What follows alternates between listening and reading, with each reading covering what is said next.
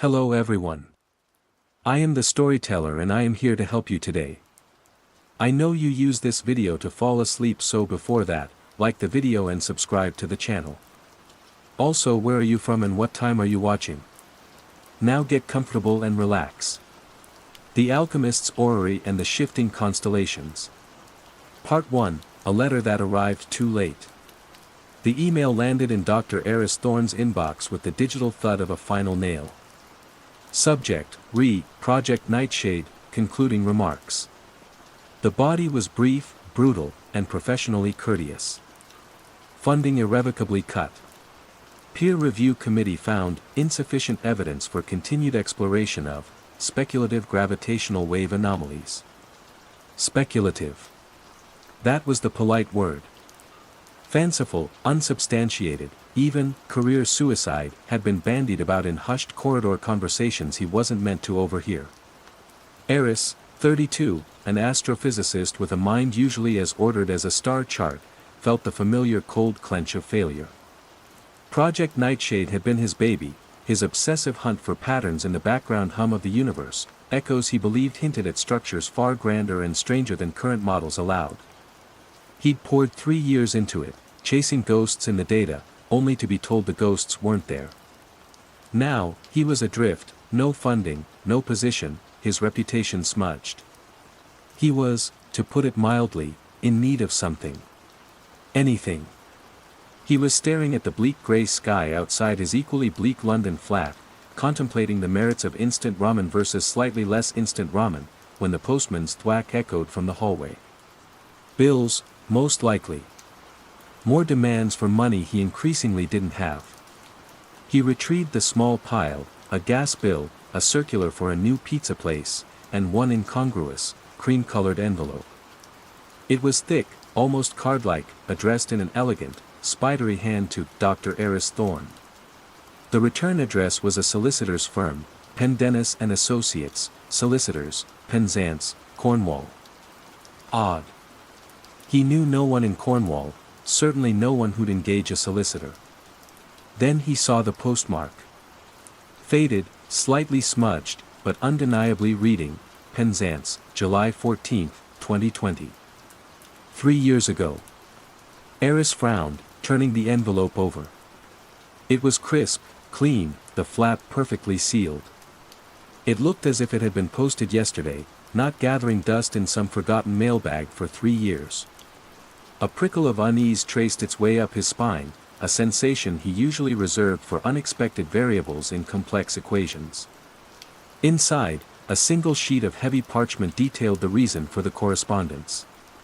Dear Dr. Thorne, it began, we regret to inform you of the passing of your great-uncle, Mr. Gideon Thorne, formerly of Ethelstone Observatory, near Morwenstow, Cornwall. Gideon Thorne. The name was a faint echo from childhood, a whisper of a reclusive, eccentric relative who lived by the sea and talked to stars. Eris had never met him.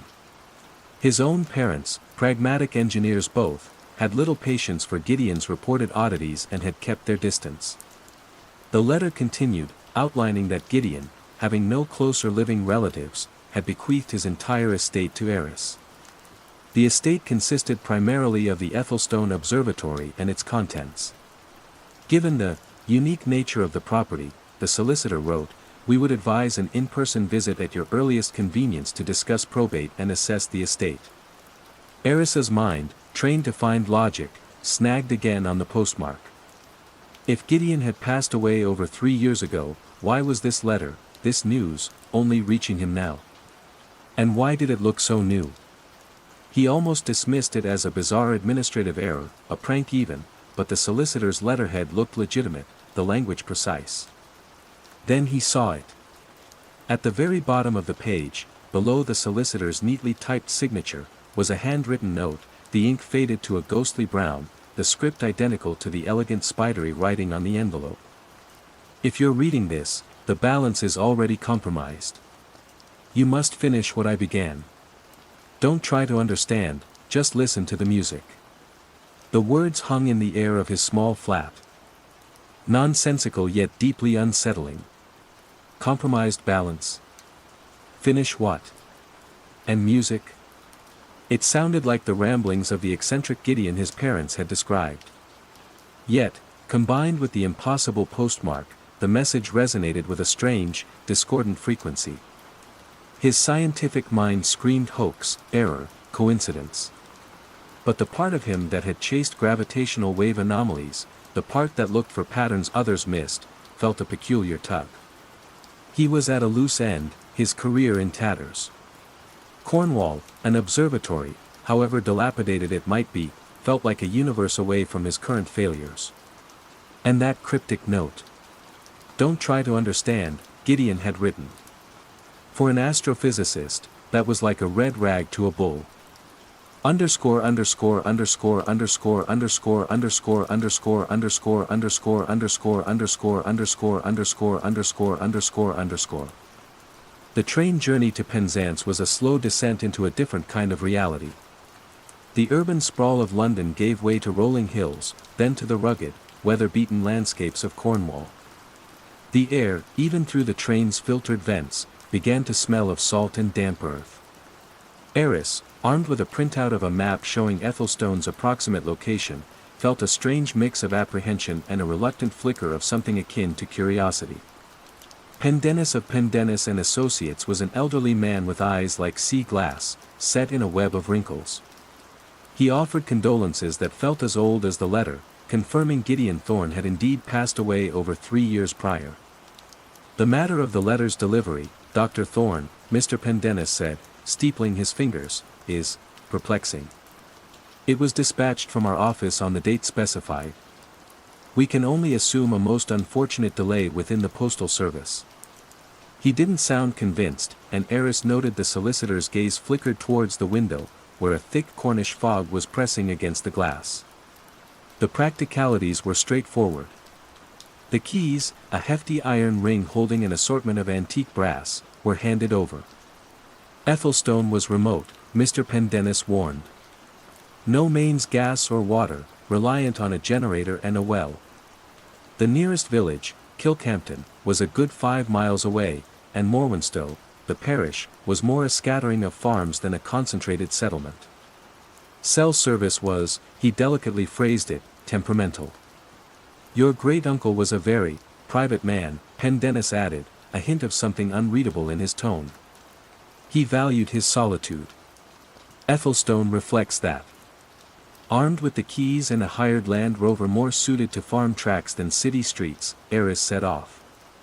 The directions were a series of increasingly vague landmarks: turn left after the windswept chapel, follow the gorse line track towards the sea.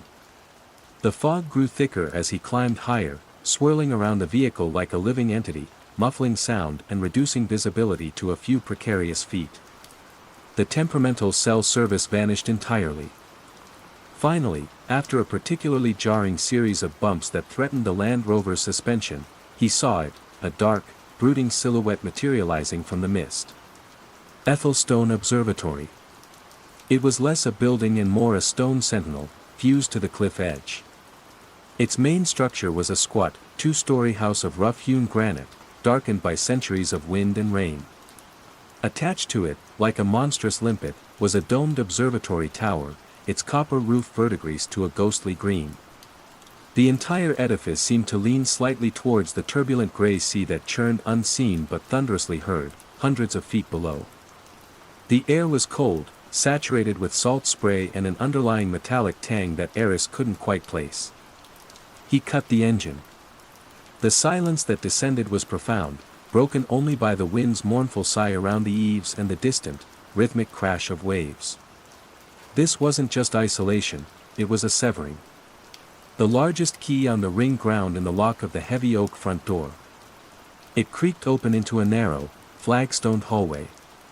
The air inside was cold, still, and heavy with the scent of dust, old paper, and something else, that faint, persistent metallic aroma, stronger here. The ground floor was a labyrinth of small, dark rooms. A cramped kitchen with a Rayburn stove that looked like it hadn't been fired in years. A study, its walls lined with bookshelves sagging under the weight of immense, leather-bound tomes, their titles in Latin, Greek, and languages Eris didn't recognize. Strange charts, depicting star patterns he'd never seen, were pinned to one wall, covered in meticulous, spidery annotations. Gideon's handwriting. A fine layer of dust covered everything, yet it wasn't the undisturbed dust of years. It was as if someone had been through recently, or as if the dust itself was unsettled. He ran a finger over a desktop. The dust swirled, but didn't quite behave as it should, some particles seeming to hang in the air a moment too long. He dismissed it as a trick of the faint light filtering through grime-caked windows. Upstairs, a couple of Spartan bedrooms, a bathroom with plumbing that looked actively hostile. And then, the door to the observatory tower. It was unlocked. The dome room was smaller than he'd expected, dominated by a large, brass-bound telescope on a heavy equatorial mount. It was clearly antique, but beautifully maintained. Eris, despite himself, felt a pang of professional interest. He ran a hand along its cool metal. Perhaps Gideon wasn't entirely unhinged. He spent the first evening in a state of grim practicality, trying to coax the generator to life. It eventually sputtered into a grudging roar, providing flickering, unreliable electricity. He found some tinned food in the kitchen, ate it cold, and unrolled his sleeping bag on a dusty chaise lounge in the study, surrounded by Gideon's silent, watching books. Sleep was fitful, punctuated by the wind's howl and the unsettling feeling of being observed. The next morning, the fog had retreated slightly, revealing a breathtaking, terrifying view. The observatory clung to the cliff face like a barnacle, the sea a furious, white-capped expanse stretching to a blurred horizon. He felt utterly, terrifyingly alone. It was while searching for more of Gideon's papers, something, anything, to make sense of that cryptic note, that he found the first journal. It was tucked beneath a loose floorboard in the study, a slim, vellum-bound volume. The handwriting was Gideon's, but more agitated, the entries dated sporadically over the last year of the man's recorded life, 3 years ago. The resonances are becoming unstable, one entry read. The harmonies fray. It requires constant adjustment now, constant vigilance. The old patterns no longer hold. Another, saw one of them again last night, by the standing stones. Or a reflection. The air shimmers where they pass. They are agitated by the dissonance. Eris frowned. Them. Standing stones. There were indeed several weathered granite monoliths visible on the headland beyond the observatory, remnants of some ancient inhabitants. Gideon's words were poetic, maddeningly vague. He explored further. The house was a collection of locked doors and shadowed corners. One particularly stubborn door, in the deepest recess of the ground floor hallway, resisted all his efforts. It was made of heavy oak, banded with iron, and had a complex, old-fashioned lock that none of the keys on the ring seemed to fit. A faint, almost subaudible hum emanated from behind it, a vibration he could feel more in his teeth and bones than hear with his ears. Curiosity, that old, familiar scientific itch, began to override his unease. What was Gideon hiding? He found the key by accident. It was disguised as a decorative finial on a rusted, wrought iron astrolabe in the study. Intricately carved, it didn't look like a key until he twisted it, and it came away in his hand. It fit the lock on the oak door perfectly. With a groan of protesting metal, the lock turned. The door swung inward, revealing not a room, but a narrow, spiraling stone staircase descending into darkness. The hum was stronger now, accompanied by that strange metallic tang, sharper here, like ozone mixed with something else, something alien. A switch by the doorway, when flicked, illuminated a single, bare bulb halfway down the staircase. Eris hesitated for only a moment. He was an astrophysicist. He dealt in the cold, hard facts of the cosmos. Whatever lay below was probably just an eccentric old man's folly. He started down, the stone steps cold beneath his boots. The staircase opened into a vast, circular chamber, carved directly from the bedrock beneath the observatory. The air was cool, still, and thrummed with that almost silent vibration. And in the center of the chamber, illuminated by a series of strategically placed, dust-covered spotlights that flickered into life as he entered, was the source of the hum. Eris stopped dead, his breath catching in his throat. It was an orrery. But like no orrery he had ever seen or imagined. It was colossal, easily 15 feet across, a breathtakingly intricate clockwork mechanism of interlocking gears, rods, and spheres. It was crafted from metals he didn't recognize, some a dull, light-absorbing black, others gleaming with an internal luster like captured starlight, yet others the color of burnished bronze or aged silver. The planets were not simple spheres but complex, faceted gemstones, a deep, pulsating ruby, a sapphire that seemed to contain a swirling galaxy, an emerald that glowed with a soft, internal light, and others of equally unearthly beauty and cut. Thin, crystalline arms connected them, tracing complex, overlapping orbits. And the constellations, they weren't just painted on a surrounding dome.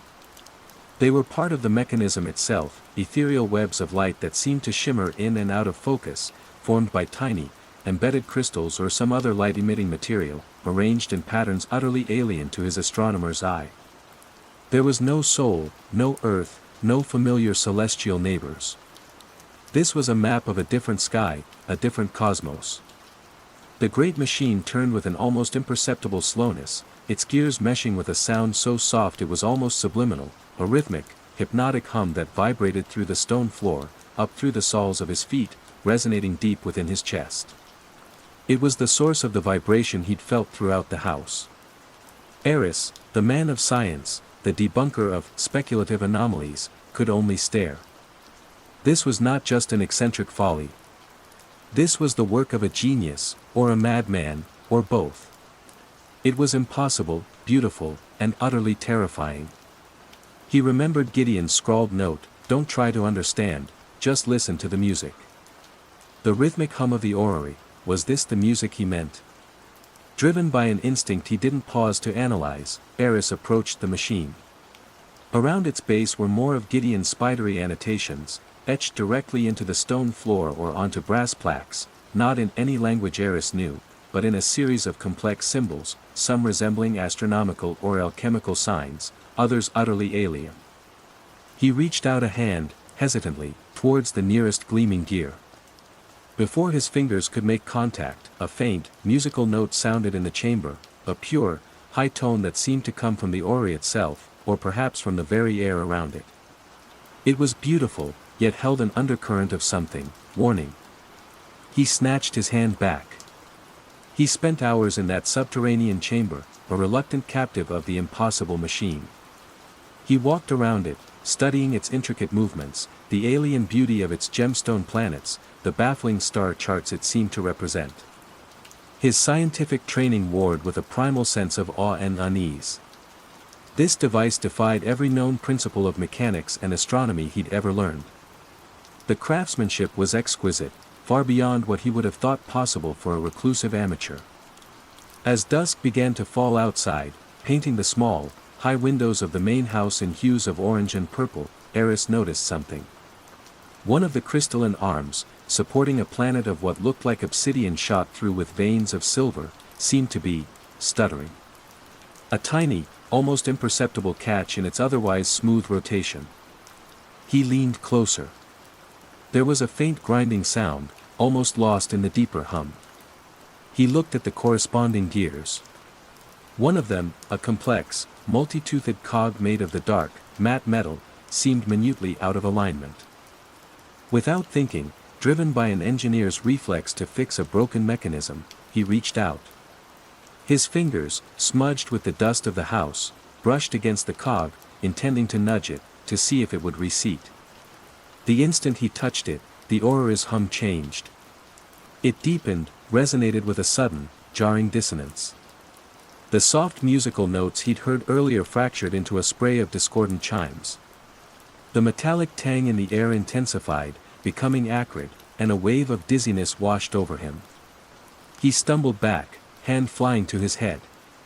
In the main house, directly above him, he heard a distinct, sharp crack, like old timber splitting under immense pressure. Then, silence. A heavy, watchful silence, even the wind outside seeming to hold its breath. The orrery continued its slow, ponderous turn, but its hum was subtly altered, an unsettling new harmonic introduced into its ancient song. Eris stared at the machine, a cold dread seeping into his bones. What had he done? Underscore underscore underscore underscore underscore underscore underscore underscore underscore underscore underscore underscore underscore underscore underscore underscore. Part 2, The Orrery and Descending into the Mystery. The repercussions of his idle touch were not immediately catastrophic, but they were insidious. Back in the study, nursing a throbbing headache, Eris tried to rationalize. The crack from upstairs was probably just the old house settling. The dizziness, a result of the stuffy air in the subterranean chamber and his lack of proper food. The change in the orrery's hum. His imagination, surely. But the unease lingered, a dissonant chord struck deep within him. He unrolled his sleeping bag again, but sleep was a distant country. The house seemed different. The shadows in the corners of the room seemed deeper, less defined. He kept thinking he saw movement out of the corner of his eye, a flicker, a distortion, like heat haze on a summer road, but in the cold, damp air of Ethelstone. The next morning, the first undeniable anomaly occurred. He made himself a cup of instant coffee in the kitchen, using water boiled on a small camping stove he'd brought. He placed the chipped mug on the cluttered kitchen table, then turned to search for a spoon. When he turned back, no more than 5 seconds later, the mug was on the opposite side of the table. He stared. There was no one else in the house. The floor wasn't sloped. He hadn't imagined it. He distinctly remembered placing it by the edge nearest the sink. A chill that had nothing to do with the Cornish morning settled over him. He picked up the mug, his hand trembling slightly. The coffee was still steaming. "Okay, Thorn," he muttered to himself, his voice sounding unnaturally loud in the quiet kitchen. Stress. Isolation. Suggestibility. He was a scientist. There had to be a logical explanation. A tremor in the house from the sea, perhaps. Unlikely to move a full mug that precisely. He decided to focus on Gideon's journals. Perhaps they held a clue to the orrery, to its purpose, to the old man's cryptic warnings. He gathered all the volumes he could find, there were 5 in total, besides the vellum-bound one from under the floorboard. They were a chaotic mix of astronomical observations, of unknown constellations, complex mathematical formulae intertwined with what looked like alchemical symbols, philosophical musings, and increasingly frantic, disjointed entries. "The great will grind slow, but it grinds true," read one entry from a decade ago. "Its celestial harmonies maintain the weave. Neglect invites, unraveling. The weavers are sensitive to the music," another entry, years later, stated. "Discord draws their attention. They are not of our thread, and their mending is not our mending." Weavers. The word echoed the earlier journal. Eris felt a prickle of something cold. He tried to imagine Gideon, alone in this remote place, scribbling these strange pronouncements. Was it the isolation that had unhinged him? Or was he genuinely grappling with something beyond ordinary comprehension? He took one of the more detailed charts, a star map of bewildering complexity, down to the orrery chamber. The machine hummed its slightly altered song, the gemstone planets glinting in the dim light. He tried to match the chart to the orrery's configuration. It was an almost impossible task. The orrery was three-dimensional, dynamic, the chart was a static, two-dimensional representation, and the symbols were arcane. Yet, as he spent hours comparing, tracing lines, muttering calculations to himself, he began to see faint correspondences. A particular cluster of lights on the orrery seemed to echo a dense knot of symbols on the chart. A specific gear ratio appeared to be represented by a numerical sequence in Gideon's notes. It was like trying to decipher a language without a Rosetta Stone, but tiny fragments of meaning began to glimmer. And as he worked, the anomalies escalated. One afternoon, while poring over a particularly dense passage in a journal, he heard a faint, complex sequence of musical notes, like a wind chime made of crystal, but with no discernible source. They were ethereal, achingly beautiful, yet tinged with an alien sorrow. The notes seemed to vibrate in his sinuses, causing his vision to momentarily blur. When it cleared, the ink on the page before him seemed to writhe, the letters rearranging themselves into unfamiliar sigils before snapping back to Gideon's script. He blinked, shaking his head, attributing it to eye strain and the ever-present hum. The metallic tang in the air grew stronger, sometimes accompanied by the sharp scent of ozone, as if a miniature electrical storm were brewing within the walls. Through the main telescope in the observatory dome, which he'd meticulously cleaned and aligned, the familiar constellations of the northern hemisphere seemed off. Orion's belt was subtly wider. The Pleiades had an extra, faint star. He checked his astronomical software on his laptop, when he could get a brief, flickering internet connection via a tortuous tethering to his phone, propped precariously in an upstairs window. The software showed the stars as they should be. The telescope showed something different. Was the ancient lens distorting the light? Or was the light itself changing? His attempts to contact the outside world became a source of profound frustration. The landline was dead, the cable seemingly snapped somewhere down the cliff face. His mobile phone, even when coaxed into displaying a single bar of signal, would drop calls, conversations dissolving into static and strange, fluting tones. An email he managed to send to a former colleague, vaguely mentioning unusual atmospheric phenomena and instrumental quirks, went unanswered. He felt the isolation closing in, Ethelstone itself actively resisting his connection to the world he knew. One evening, he was in the narrow hallway leading to the kitchen. He glanced at his reflection in the dim, antique mirror hanging on the wall. For a fraction of a second, the reflection wasn't his. It was taller, gaunter, its eyes dark pits.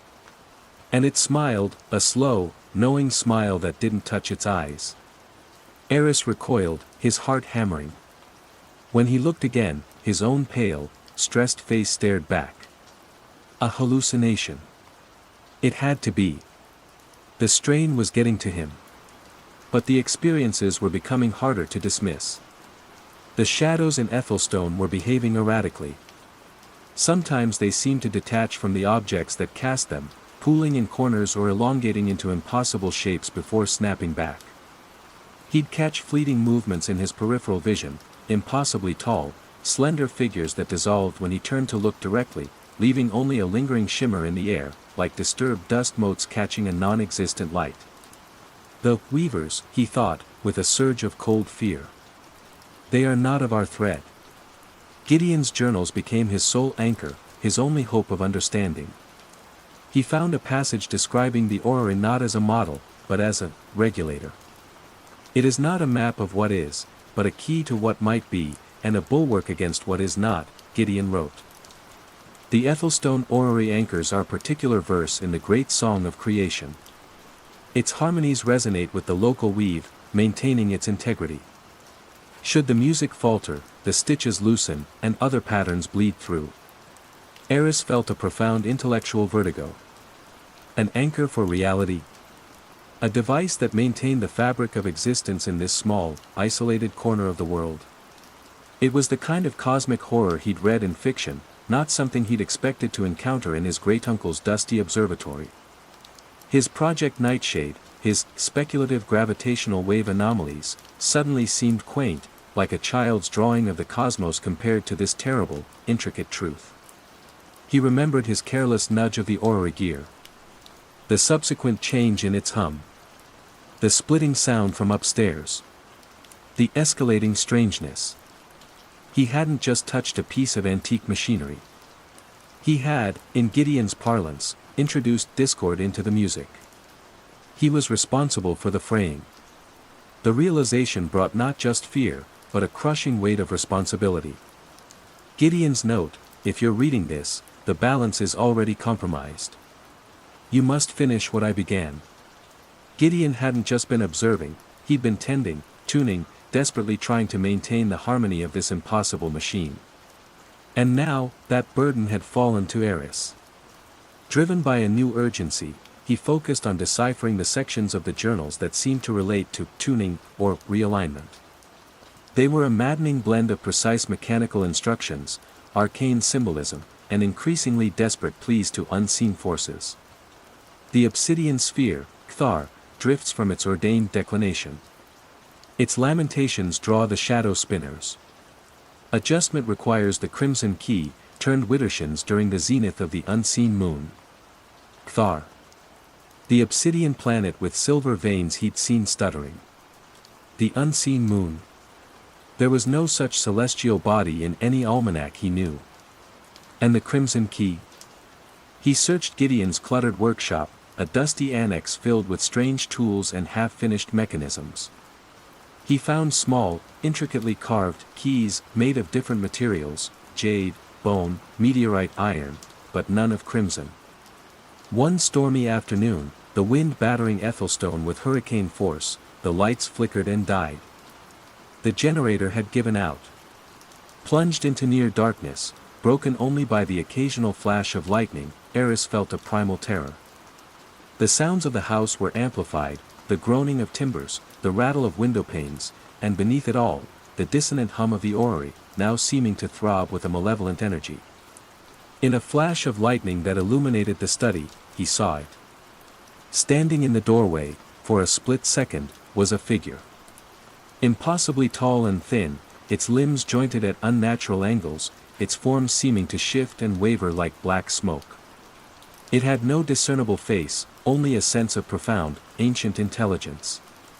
It wasn't looking at him, but through him, as if he were a minor irrelevance. Then darkness slammed back, and it was gone. Eris didn't scream. He couldn't. His breath was frozen in his lungs. That was no hallucination.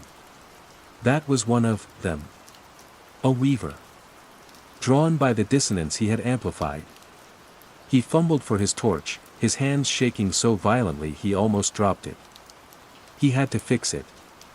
He had to understand the orrery, restore its harmony, before Ethelstone, and perhaps he himself, unraveled completely.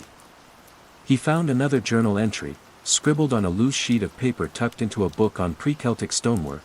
The orrery speaks its own truths. Its balance is not of our stars, but of the spaces between. To mend, one must not impose, but listen. Listen to the silence between its notes, the void between its worlds. The pattern is there, in the resonance of absence. Listen to the music, Gideon had urged. Listen to the silence between its notes. Eris returned to the orrery chamber, his torch beam cutting a swathe through the oppressive darkness. The gemstone planets gleamed with their own faint, internal light, casting eerie, shifting patterns on the stone walls. The hum was a palpable pressure now, making his teeth ache. He focused on the obsidian sphere, Kthar, the one whose stuttering he'd first noticed, the one he'd so foolishly touched. It was definitely moving more erratically now, its silver veins pulsing with a sickly light. And the grinding sound from its associated gears was louder, more grating. The crimson key. He racked his brain. Where would Gideon hide something so vital? He thought of the other keys he'd found, jade, bone, iron. What if it wasn't a literal key? What if crimson referred to something else? His gaze fell upon the largest planet in the orrery, the one that pulsed with the light of a deep ruby. It was the most dominant feature, the apparent sun of this alien solar system. And near its base, almost hidden by a complex strut, was a small, almost invisible indentation, shaped like one of the symbols he'd seen in Gideon's journals, a spiral with 3 radiating arms. He looked around the chamber. Nothing. Then his eyes fell upon a small, tarnished silver locket he'd found amongst Gideon's personal effects, a keepsake, he'd assumed. He'd pocketed it, thinking it might contain a picture, some link to the man. He hadn't opened it. With trembling fingers, he retrieved it. It was old, intricately engraved with more of the strange symbols. He fumbled with the clasp. It sprang open. Inside, there was no picture. Instead, nestled on faded velvet, was a small, sliver of what looked like petrified wood, stained a deep, blood red. It was carved into the exact shape of the spiral symbol on the ruby planet's mount. The crimson key. He approached the orrery, the wooden key clutched in his hand. The air around the machine felt charged, like the moments before a lightning strike. The discordant notes were more frequent now, sharp and painful. He could feel a pressure building in his skull. Turned widdershins during the zenith of the unseen moon. He had no way of knowing when the unseen moon was at its zenith. But the orrery was failing now. He had to try. He reached towards the indentation on the mount of the ruby sun. As his hand neared, the obsidian sphere, Thar, gave a violent shudder. A piercing shriek, like tearing metal, echoed through the chamber, and a wave of intense nausea hit Eris. The lights from the gemstone planets flickered wildly. In his peripheral vision, he saw them. More than one this time. Tall, shadowy forms coalescing at the edges of the chamber, their outlines indistinct, their presence an icy weight on his soul. The weavers. They were no longer just passing through. They were here. Interested. Underscore underscore underscore underscore underscore underscore underscore underscore underscore underscore underscore underscore underscore underscore underscore underscore. Part 3, The Unraveling and the Climax. Panic, cold and sharp, threatened to overwhelm Eris. The weavers were no longer fleeting glimpses but tangible presences, their forms defined by a lack of light, by a distortion of the space they occupied. They didn't move in a conventional sense, they simply were, their attention a palpable pressure. He felt an ancient, alien scrutiny, devoid of malice but utterly indifferent to his survival. He forced himself to focus on the task, on the small, blood-red key in his trembling hand. Gideon's words echoed, listen to the music, the silence between its notes. The orrery's hum was a chaotic threnody now, a chorus of grinding gears and shrieking harmonics. The gemstone planets pulsed erratically, casting a mad dance of light and shadow across the chamber walls. The very air felt thin, unstable. He could see faint, shimmering distortions around the edges of the weavers, as if reality itself were warping around them. He took a deep, ragged breath, trying to find the silence Gideon spoke of within the cacophony. It seemed impossible. But then, beneath the screeching and grinding, he began to perceive a deeper, incredibly slow rhythm, the foundational beat of the colossal machine, almost lost in the surface noise. It was like hearing the true rotation of the earth beneath the fury of a hurricane. The crimson key. The indentation. Widdershins, counterclockwise. His hand, slick with sweat, moved towards the ruby sun. One of the weavers seemed to ripple, its form elongating, a tendril of shadow detaching and drifting towards him. It wasn't an attack, more like an exploratory probe of an unfamiliar organism. He ignored it, focusing on that deep, underlying pulse. He fitted the wooden key into the indentation. It clicked into place with a soft, organic sound, like bones settling into joint. Now. Widdershins. He began to turn. The resistance was immense, not physical, but conceptual. It felt like trying to turn back time, or reverse a fundamental law of physics. The orrery groaned in protest, a sound that vibrated through his bones, shaking his teeth. The discordant notes intensified, stabbing at his eardrums. A wave of vertigo slammed into him. The chamber seemed to tilt, the stone floor rippling like water. He saw, for a horrifying instant, the walls dissolve into a swirling vortex of impossible colors and geometries, the stars of an alien sky blazing through. He squeezed his eyes shut, clinging to the key, to the deep rhythm he'd found. Listen, he whispered, the word a prayer to an indifferent cosmos. He kept turning. Millimeter by agonizing millimeter. The obsidian sphere, Thar, began to shudder violently. Its sickly silver veins flared, and it emitted a high-pitched keen that Eris felt in his marrow. He risked opening his eyes. The weavers were closer now, their forms more defined, their silence more terrifying than any sound. One of them raised a multi-jointed limb, impossibly thin, towards the stuttering planet. Were they trying to help? To hinder? Or were they merely reacting to the changing energies? A searing pain shot through Eris's head as a particularly vicious harmonic spike tore through the chamber. Vivid, disturbing hallucinations assaulted him, faces in the stone, whispers in unknown languages, the feeling of immense, crushing weight. He felt his sanity fraying, his carefully constructed rational mind crumbling under the assault of the incomprehensible. The balance is already compromised. Gideon's warning. He was living it. He had to find the point of harmony, the place where this specific dissonance resolved.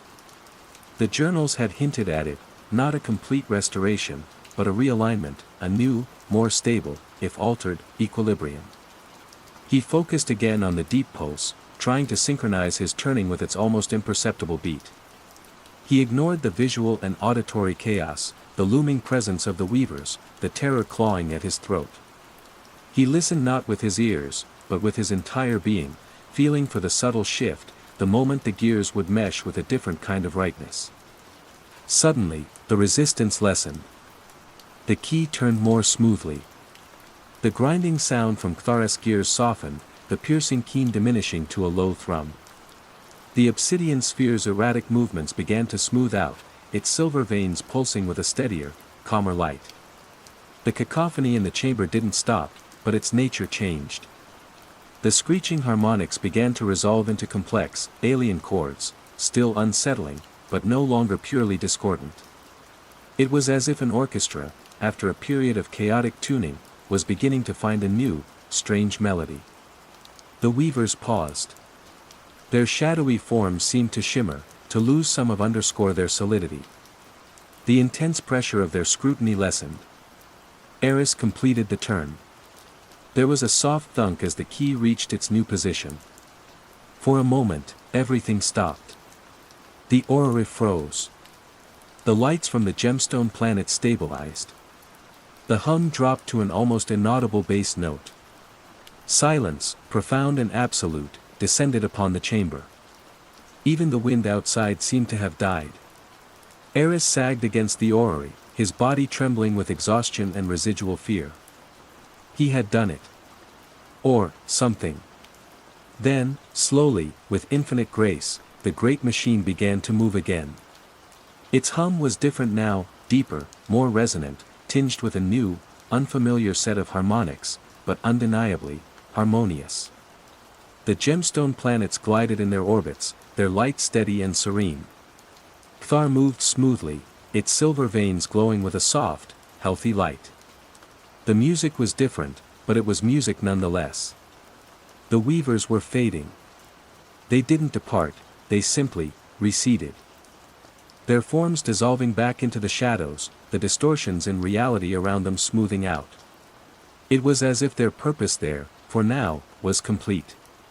The last impression Eris had was not of menace, but of an ancient, unfathomable patience. He was alone again, with the thrumming, newly tuned orrery. The air in the chamber felt cleaner, the metallic tang almost gone, replaced by a faint, cool scent like ozone after a distant storm. The pressure in his head had vanished.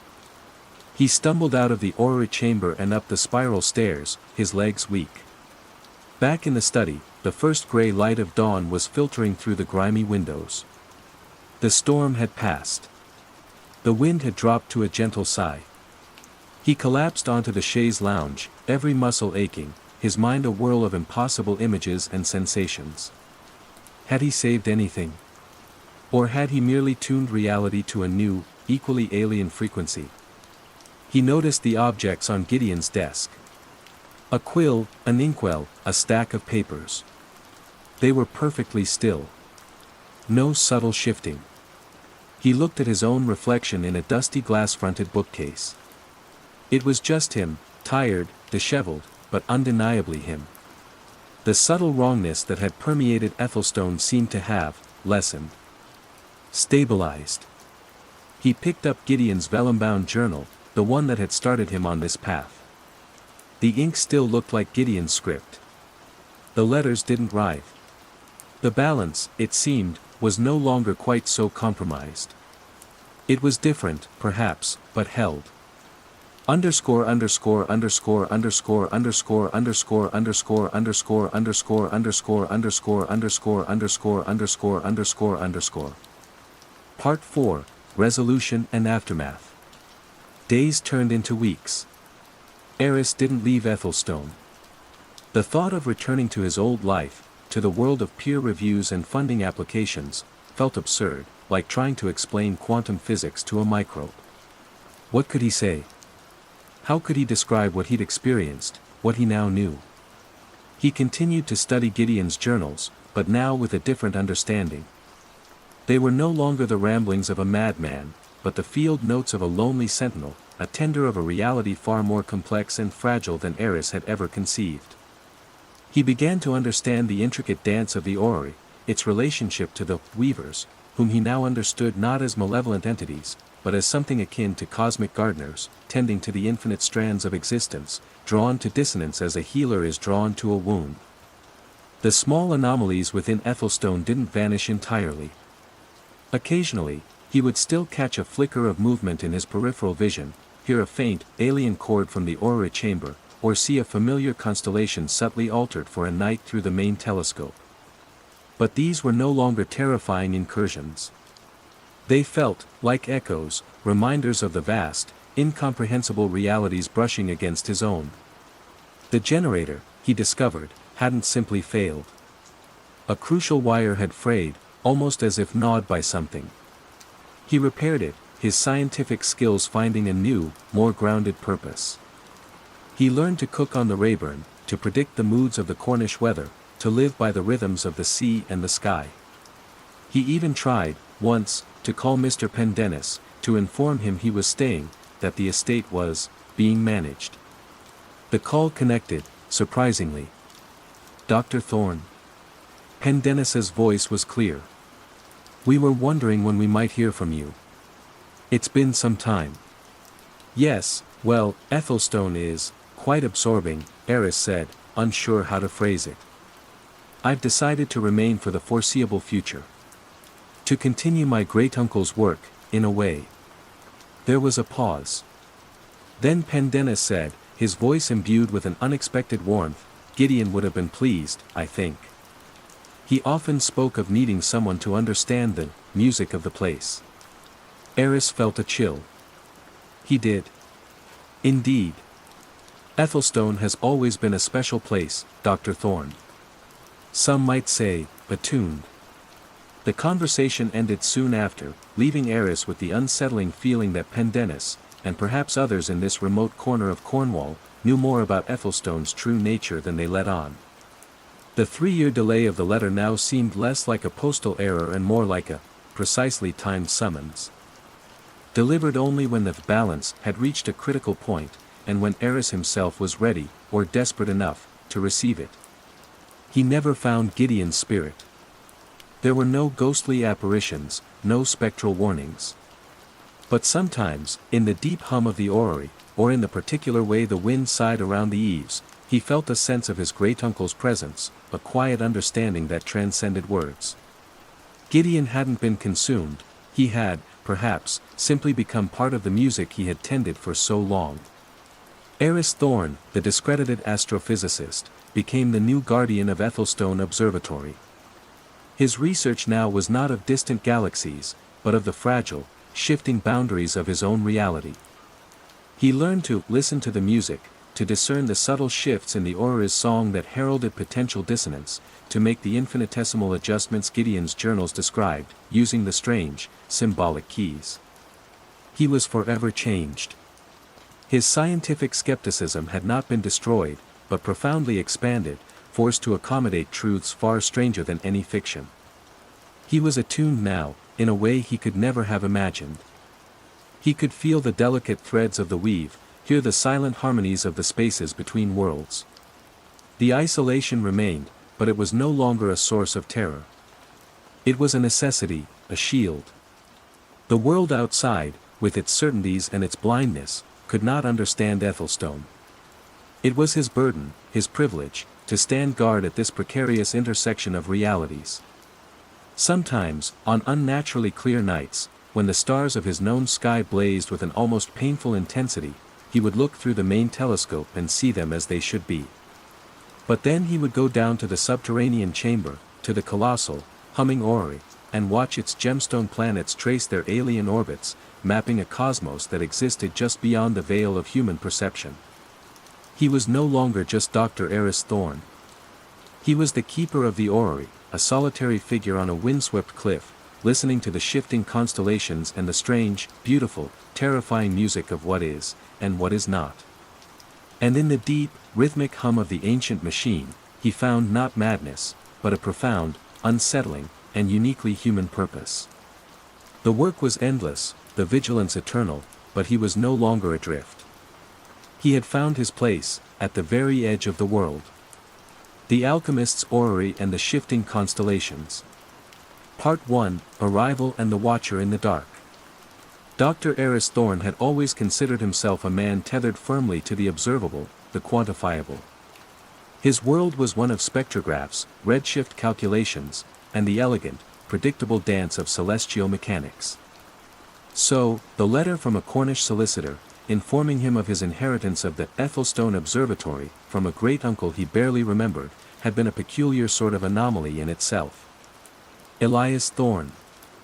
The name conjured a vague image of a reclusive old man, whispered to be eccentric even by the loose standards of their dispersed family. An astronomer, yes, but of a decidedly antiquated, almost mystical bent, if family gossip was to be believed. The inheritance came at a time when Eris's own stars were somewhat misaligned. His latest paper, a meticulously researched challenge to a prevailing dark matter theory, had been unceremoniously shredded by the peer review process, not for its data, but for its unconventional conclusions. Funding for his independent research had dried up. He was, to put it mildly, adrift, and the prospect of a remote, rent-free observatory, however dilapidated, offered a temporary, if rather grim, mooring. Ethelstone Observatory clung to the cliffs of North Cornwall like a stubborn limpet, a granite sentinel against the relentless assault of the Atlantic. The final miles of the journey had been along a single, rutted track that seemed determined to shake his aging hatchback to pieces. When he finally saw it, silhouetted against a bruised twilight sky, it was both impressive and deeply unsettling. A central stone tower, clearly the main observatory structure, was flanked by lower, rambling wings, all built from the same dark, sea-stained granite. Windows were small, deep-set, like wary eyes. The air tasted of salt, kelp, and an underlying, faint metallic tang that pricked at the back of his throat. The solicitor, a Mr. Trelawney with a voice as dry as ancient parchment, had met him in the nearest village, a huddle of cottages called Morven Creek, itself a good 5 miles distant. Trelawney had handed over a formidable ring of iron keys, a thin file of paperwork, and a look that mingled pity with a certain morbid curiosity. Great-uncle Elias was, particular, he'd offered, by way of explanation for the state of the place, or perhaps for Elias himself. Kept to himself, he did. Especially towards the end. The interior of Ethelstone was a labyrinth of dusty rooms, crammed with antique astronomical equipment that belonged more in a museum than a working observatory. Brass telescopes gleamed dully under layers of grime, celestial globes depicted constellations in faded gilt, and shelves overflowed with books bound in cracking leather, their titles often in Latin or languages Eris didn't recognize. The air was thick with the scent of old paper, decaying wood, and that persistent metallic note, stronger here, almost like ozone. Phone reception was non-existent, and the generator, which Trelawney had shown him how to start with a series of arcane pulls and muttered curses, provided only sputtering, unreliable electricity. Isolation, Eris thought, was an understatement. This was closer to self-imposed exile. On his first night, after a meager meal of tinned soup heated on a temperamental camping stove, Eris felt an undeniable pull towards the main dome. Elias might have been an eccentric, but he was still family, still a fellow stargazer. The least Eris could do was see what his great-uncle had been looking at. The dome mechanism groaned in protest but eventually yielded, revealing a surprisingly large refracting telescope, its brass tarnished but its lens, after a cautious wipe, remarkably clear. Powering it up was a challenge involving a bewildering array of unlabeled switches and stiff levers, but eventually, the ancient motors whirred, and the telescope hummed with a semblance of life. Among the cluttered drawers beneath a chart table, he found it, a hand-drawn star chart, rolled and tied with a faded ribbon. It was rendered in black ink on thick, yellowed parchment, the constellations sketched with a precise, almost reverent hand. Elias Thorne's script, spidery and elegant, annotated the margins with dates, observations, and cryptic symbols.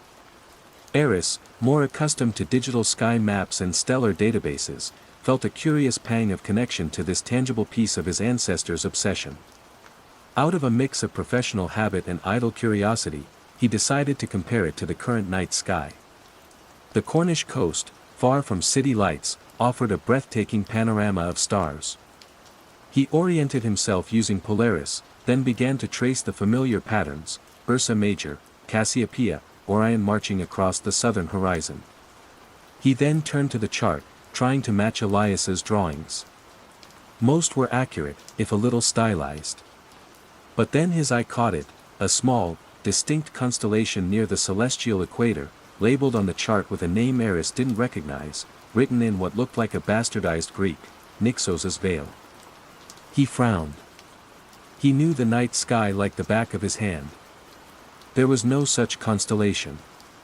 He checked his mental atlas, then cross-referenced with a basic star finder app on his phone. Miraculously, he had a sliver of signal by a specific window. Nothing. Nyxos's veil did not exist. Elias, he concluded, must have been playing connect the dots with unrelated stars, a flight of fancy. He aimed the main telescope towards the coordinates indicated on Elias's chart. He adjusted the focus, his breath catching slightly in the chill air of the dome. And then he saw it. Exactly where marked.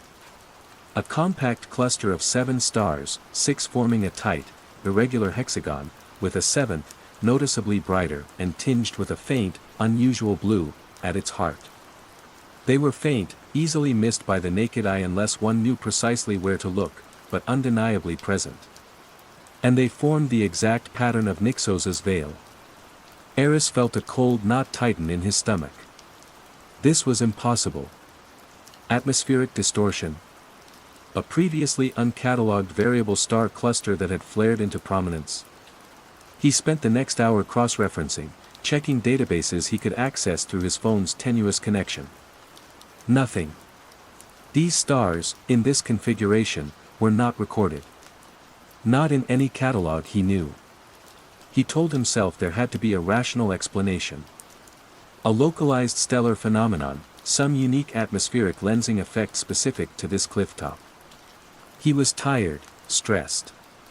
He'd reevaluate in the morning. But as he finally shut down the telescope and prepared for bed in a musty, cold room, he couldn't shake the image of those 7 alien stars. The nights that followed only deepened the mystery and the unease. Each evening, as soon as darkness fell, Eris found himself drawn to the telescope, to Nyxos's veil. It was always there, a silent, impossible fixture in the heavens. He began to sketch it, measure the relative brightness of its components, note their precise positions. His scientific training warred with a growing sense of profound disorientation. And then, the truly disturbing sensation began, the feeling of being watched. It started subtly, a prickling at the nape of his neck when he was observing the constellation. He'd glance around the shadowy dome, half expecting to find someone, something, there. But he was always alone. The feeling intensified. When he looked at Nyxos's veil through the telescope, it was as if the central blue star was an eye, ancient and intelligent, staring back. He chided himself for such anthropomorphic nonsense, yet the feeling persisted, growing stronger, more focused. Worse, other stars began to shift. At first, he dismissed it as eye strain or micro-movements in the telescope's aging mount. But the changes were too consistent, too deliberate. Familiar guide stars seemed fractionally out of place. The precise angles between stars in well-known constellations like Orion's belt or the Pleiades would be subtly, yet measurably, different from one night to the next. It was as if the celestial sphere itself was becoming pliable. The metallic tang in the air seemed to grow stronger on these nights, and he began to hear things, faint, complex musical notes, almost too high-pitched to register, like distant glass chimes played by an unseen wind. They seemed to emanate from the very stones of the observatory, or perhaps from the sky itself. Sleep became a fraught affair. His dreams were filled with impossible geometries, shifting stars' capes, and a silent, watching blue eye. He started to document the changes meticulously, his scientific notebooks now filled with observations that would have had him laughed out of any institution. Driven by a growing desperation for answers, he began a more thorough search of his great-uncle's belongings. In a locked drawer of Elias's heavy oak desk in the study, a room dominated by a vast, faded map of the moon, he found the first set of journals. They were bound in cheap ledger books, the entries starting nearly 50 years prior, the handwriting evolving from the neat script of the star chart to a cramped, almost illegible scrawl in the later volumes. The early entries were what one might expect, astronomical observations, weather notes, instrument calibrations. But gradually, they became stranger. Elias wrote of celestial dissonance, of inaudible harmonies that shaped the void. There were calculations that made no sense to Eris, blending archaic astrological symbols with advanced mathematics. Then came the first mention of the mechanism below. The mechanism hums tonight, one entry read, dated 20 years ago. Its rhythm is agitated. The Nixos cluster pulses in response. I must check the alignments. Another, a few years later, the vibrations are stronger. The air itself thrums. The veil is agitated. I fear I have not tightened the cogs sufficiently. The old one spoke of such tremors before a loosening. Eris felt a chill that had nothing to do with the damp Cornish air. The mechanism below. Nixos. The impossible constellation Elias had charted, the one that now watched him from the impossible sky. His great-uncle hadn't just been observing the heavens. He had been tending to something else entirely. Something hidden. Something that seemed to link the very fabric of the stars to this isolated, crumbling observatory. Part 2, the orrery and deepening mystery. The phrase, the mechanism below, echoed in Eris's mind, a dissonant chord against the backdrop of his scientific understanding. It suggested something more than just a telescope or a seismograph. It hinted at machinery, at purpose. Following the cryptic clues scattered throughout the earlier journals, oblique references to the foundations, the heart of Ethelstone, and where the earth breathes, Eris began a systematic search of the observatory's lower levels. The ground floor was a warren of storage rooms, a defunct darkroom, and a small, grim kitchen. The cellar, accessed through a heavy, warped wooden door in the pantry, was damp and smelled of mildew and brine, its stone walls weeping moisture. It was filled with broken crates, discarded equipment, and the rustle of unseen things. Eris, armed with a sputtering paraffin lamp, felt a primal reluctance to delve deeper, but Elias's words pushed him on. Behind a stack of decaying canvas sails, for what, a boat? Had Elias owned one? He found it, another door, but this one was different. It was made of thick, dark wood, banded with corroded iron, and set directly into the bedrock that formed the cliff face. A heavy, complex lock, clearly not original to the observatory's construction, secured it. One of the unusual, spade-shaped keys on the ring Trelawney had given him fit the lock. With a grating shriek of tortured metal, the tumblers turned. The door swung inward with surprising ease, revealing not a cave, but a roughly hewn passage sloping downwards into the earth. The metallic tang Eris had noticed since his arrival was far stronger here, almost overpowering, mixed with the scent of ozone and something else, something indescribably alien, like scorched stars and cold, empty space. He could also hear it now, clearly, a low, rhythmic hum, so deep it seemed to vibrate in his bones rather than his ears. He hesitated, the lamp casting flickering, monstrous shadows on the rough-hewn walls. Every instinct screamed at him to turn back, to leave this place, to dismiss Elias as a madman and his inheritance as a curse. But the astrophysicist in him, the part that craved answers to the unexplainable, the shifting stars, the watching constellation, was stronger. He had to know. The passage descended perhaps 30 feet, then opened into a vast, circular chamber. It was cold, the air still and heavy. As he raised the lamp, its light glinted off an extraordinary sight. In the center of the chamber, occupying most of the space, was a colossal, intricate clockwork mechanism. An orrery. But like no orrery Eris had ever seen or imagined.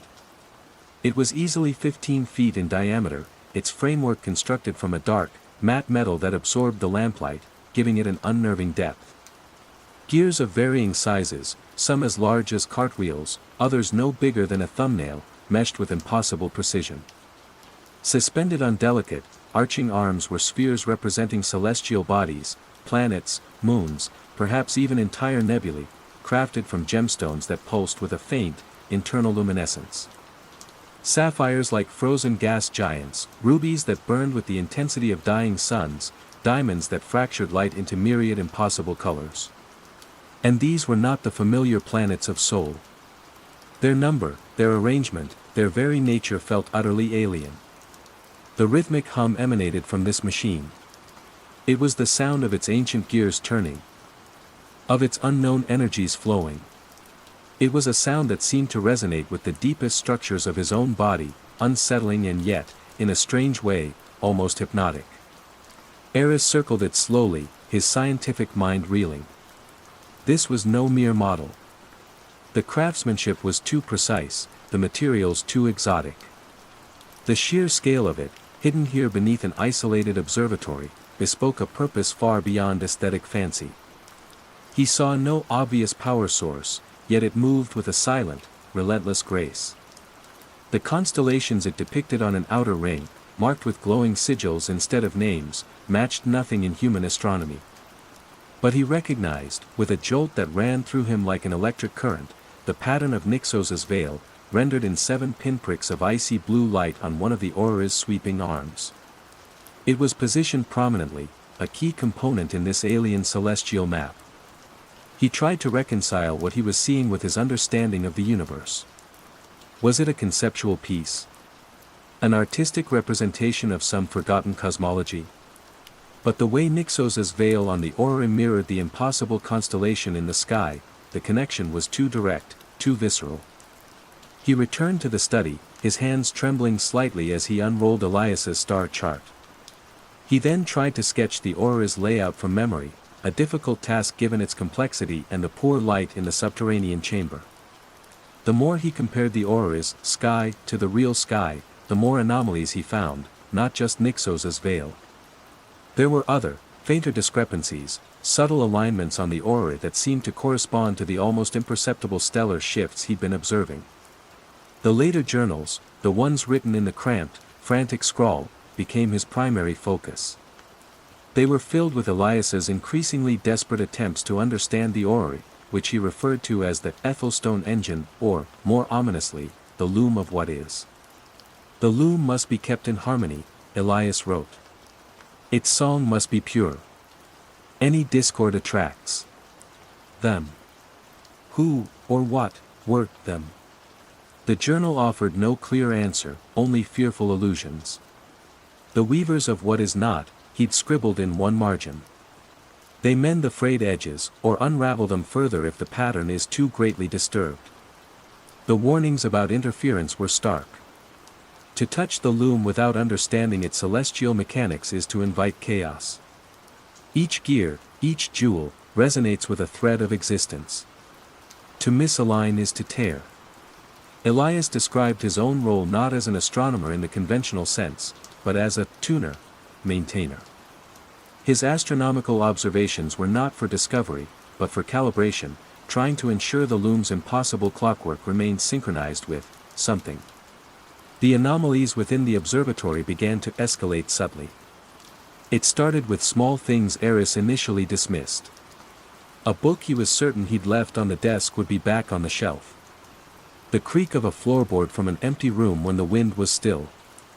The faint, musical notes he'd been hearing seemed to gain a new layer of complexity, sometimes harmonizing with the hum from the orrery, sometimes clashing in brief, ear-splitting discords that left him with a throbbing headache.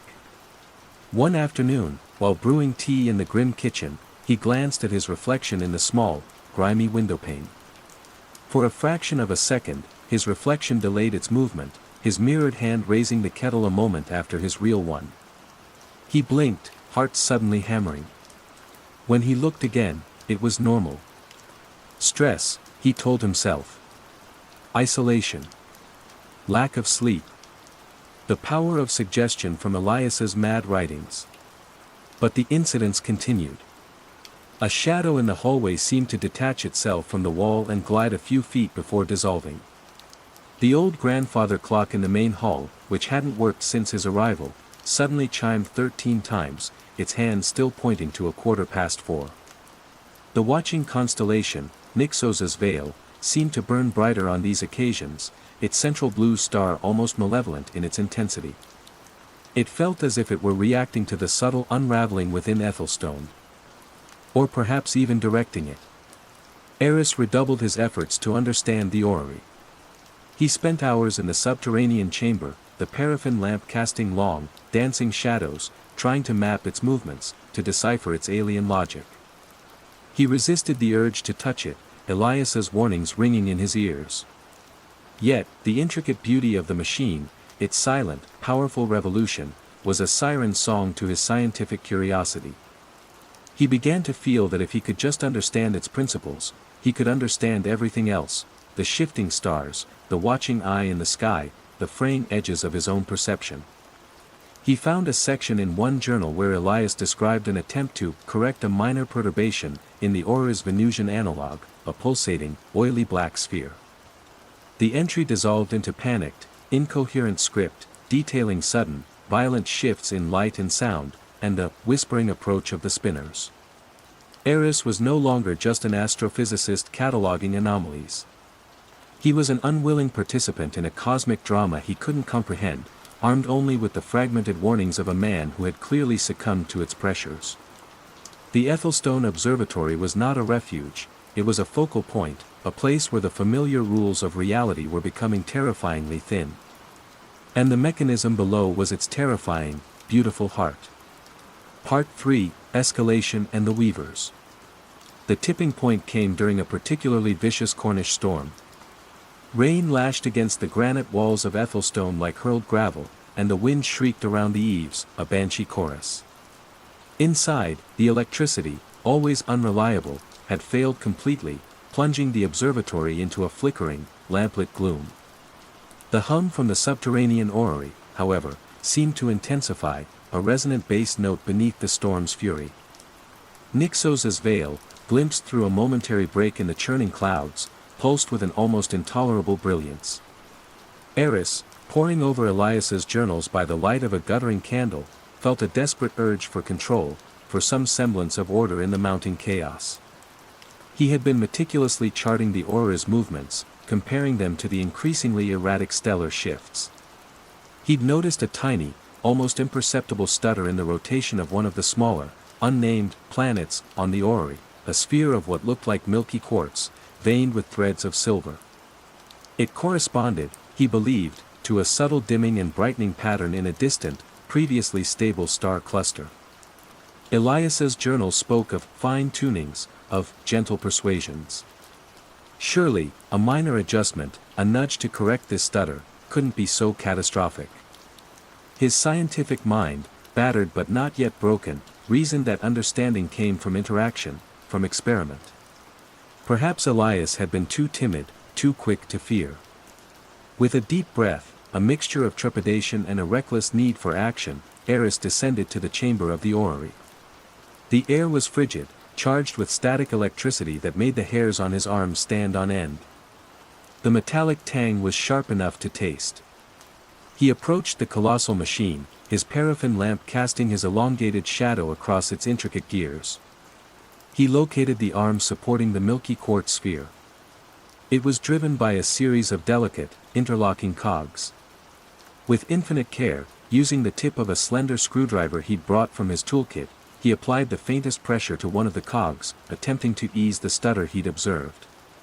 The effect was instantaneous and terrifying. The hum of the orrery didn't just change pitch, it fractured into a cacophony of grinding, shrieking discords.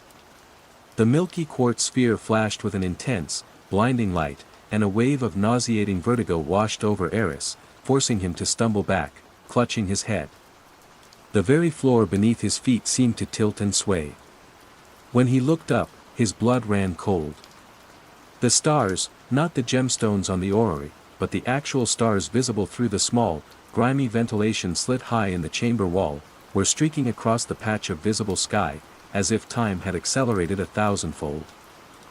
Nyxos's veil, in that brief glimpse, seemed to swell, its central blue star burning like a balefire. Scrambling back up the passage, his heart pounding, Eris burst into the observatory proper to find it in utter disarray.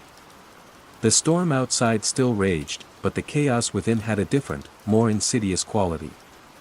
The long hallway leading from the entrance to the study seemed to stretch and contract rhythmically, like a breathing throat.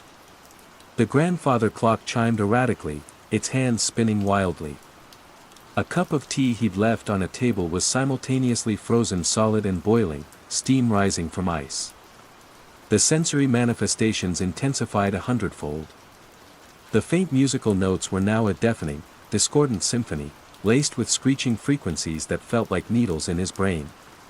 Vivid, disturbing hallucinations flickered at the edges of his vision, impossible geometric shapes tumbling through the air, landscapes of alien worlds flashing behind his eyelids, the faces of unknown creatures formed from swirling nebulae. Strange lights, like localized auroras of sickly green and violet, pulsed within the rooms, corresponding to the now erratically flashing planets on the orrery below. The metallic smell was overpowering, now mixed with the scent of burnt ozone and something else, something indescribably alien and putrid, like decaying thoughts. And then he saw them. The weavers. At first, it was just a flicker in his peripheral vision as he stumbled through the warping hallway, something impossibly tall and thin, darting into a shadowy alcove. He dismissed it as another hallucination. But then, in the study, as he desperately fumbled for Elias's journals, he saw one more clearly. It stood near the window, silhouetted against the storm-lashed glass, seemingly oblivious to the tempest. It was at least 8 feet tall, its limbs too long, with far too many joints, moving with a slow, deliberate fluidity that was utterly inhuman. Its form was difficult to focus on, seeming to shimmer and shift, as if composed of tightly woven strands of shadow and distorted light. It had no discernible face, only a smooth, ovoid head that tilted slightly, as if in contemplation. It made no sound, yet its presence radiated an unnerving intelligence and a profound sense of otherness.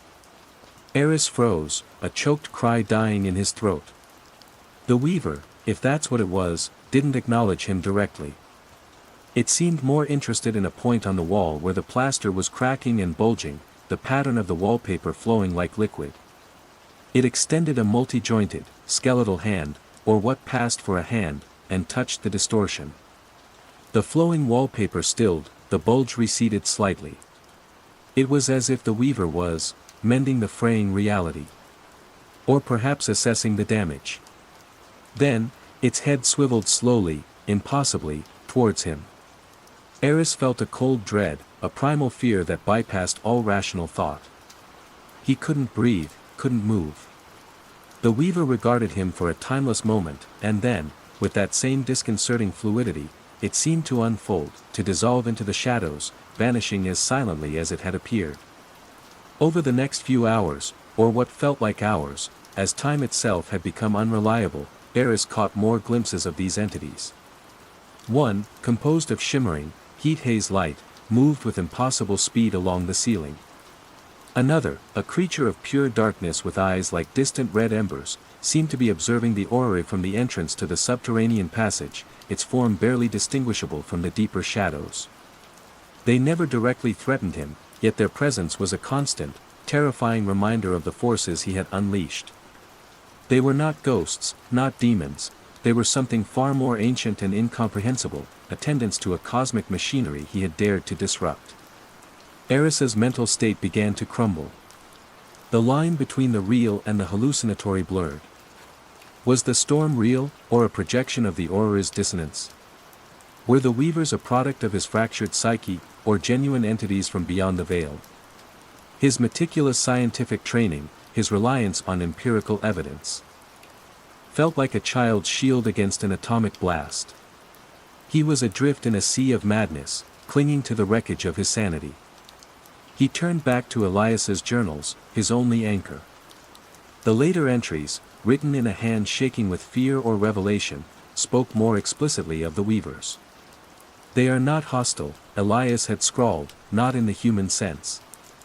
They are gardeners in a cosmic orchard, pruning broken branches, or weavers at a vast loom, mending torn threads. But their touch is not for us. Their reality is not ours.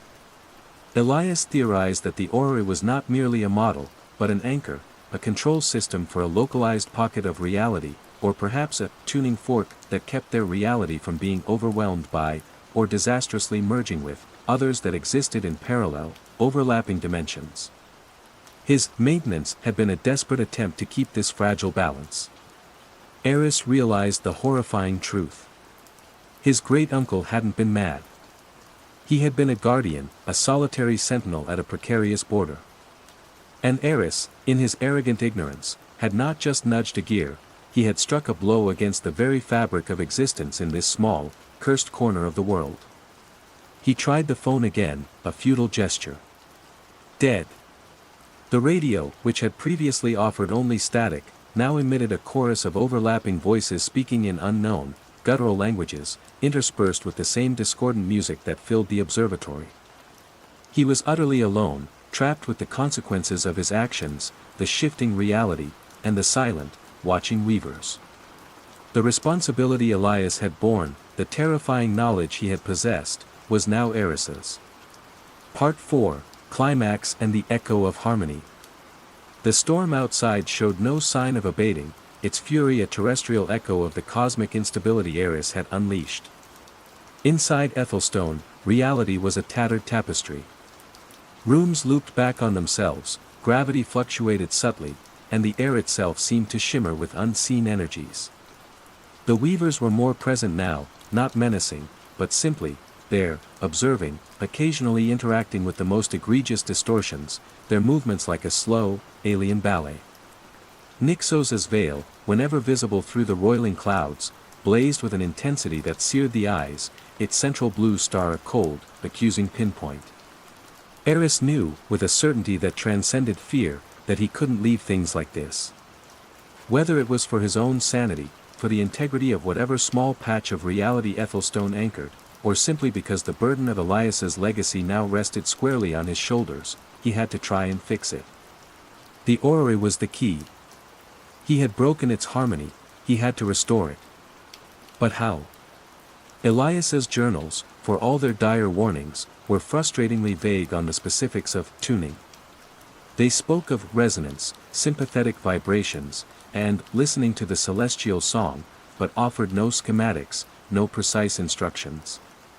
The orrery operated on an alien logic, its gears and gemstones representing forces and alignments unknown to human science. He descended once more into the subterranean chamber.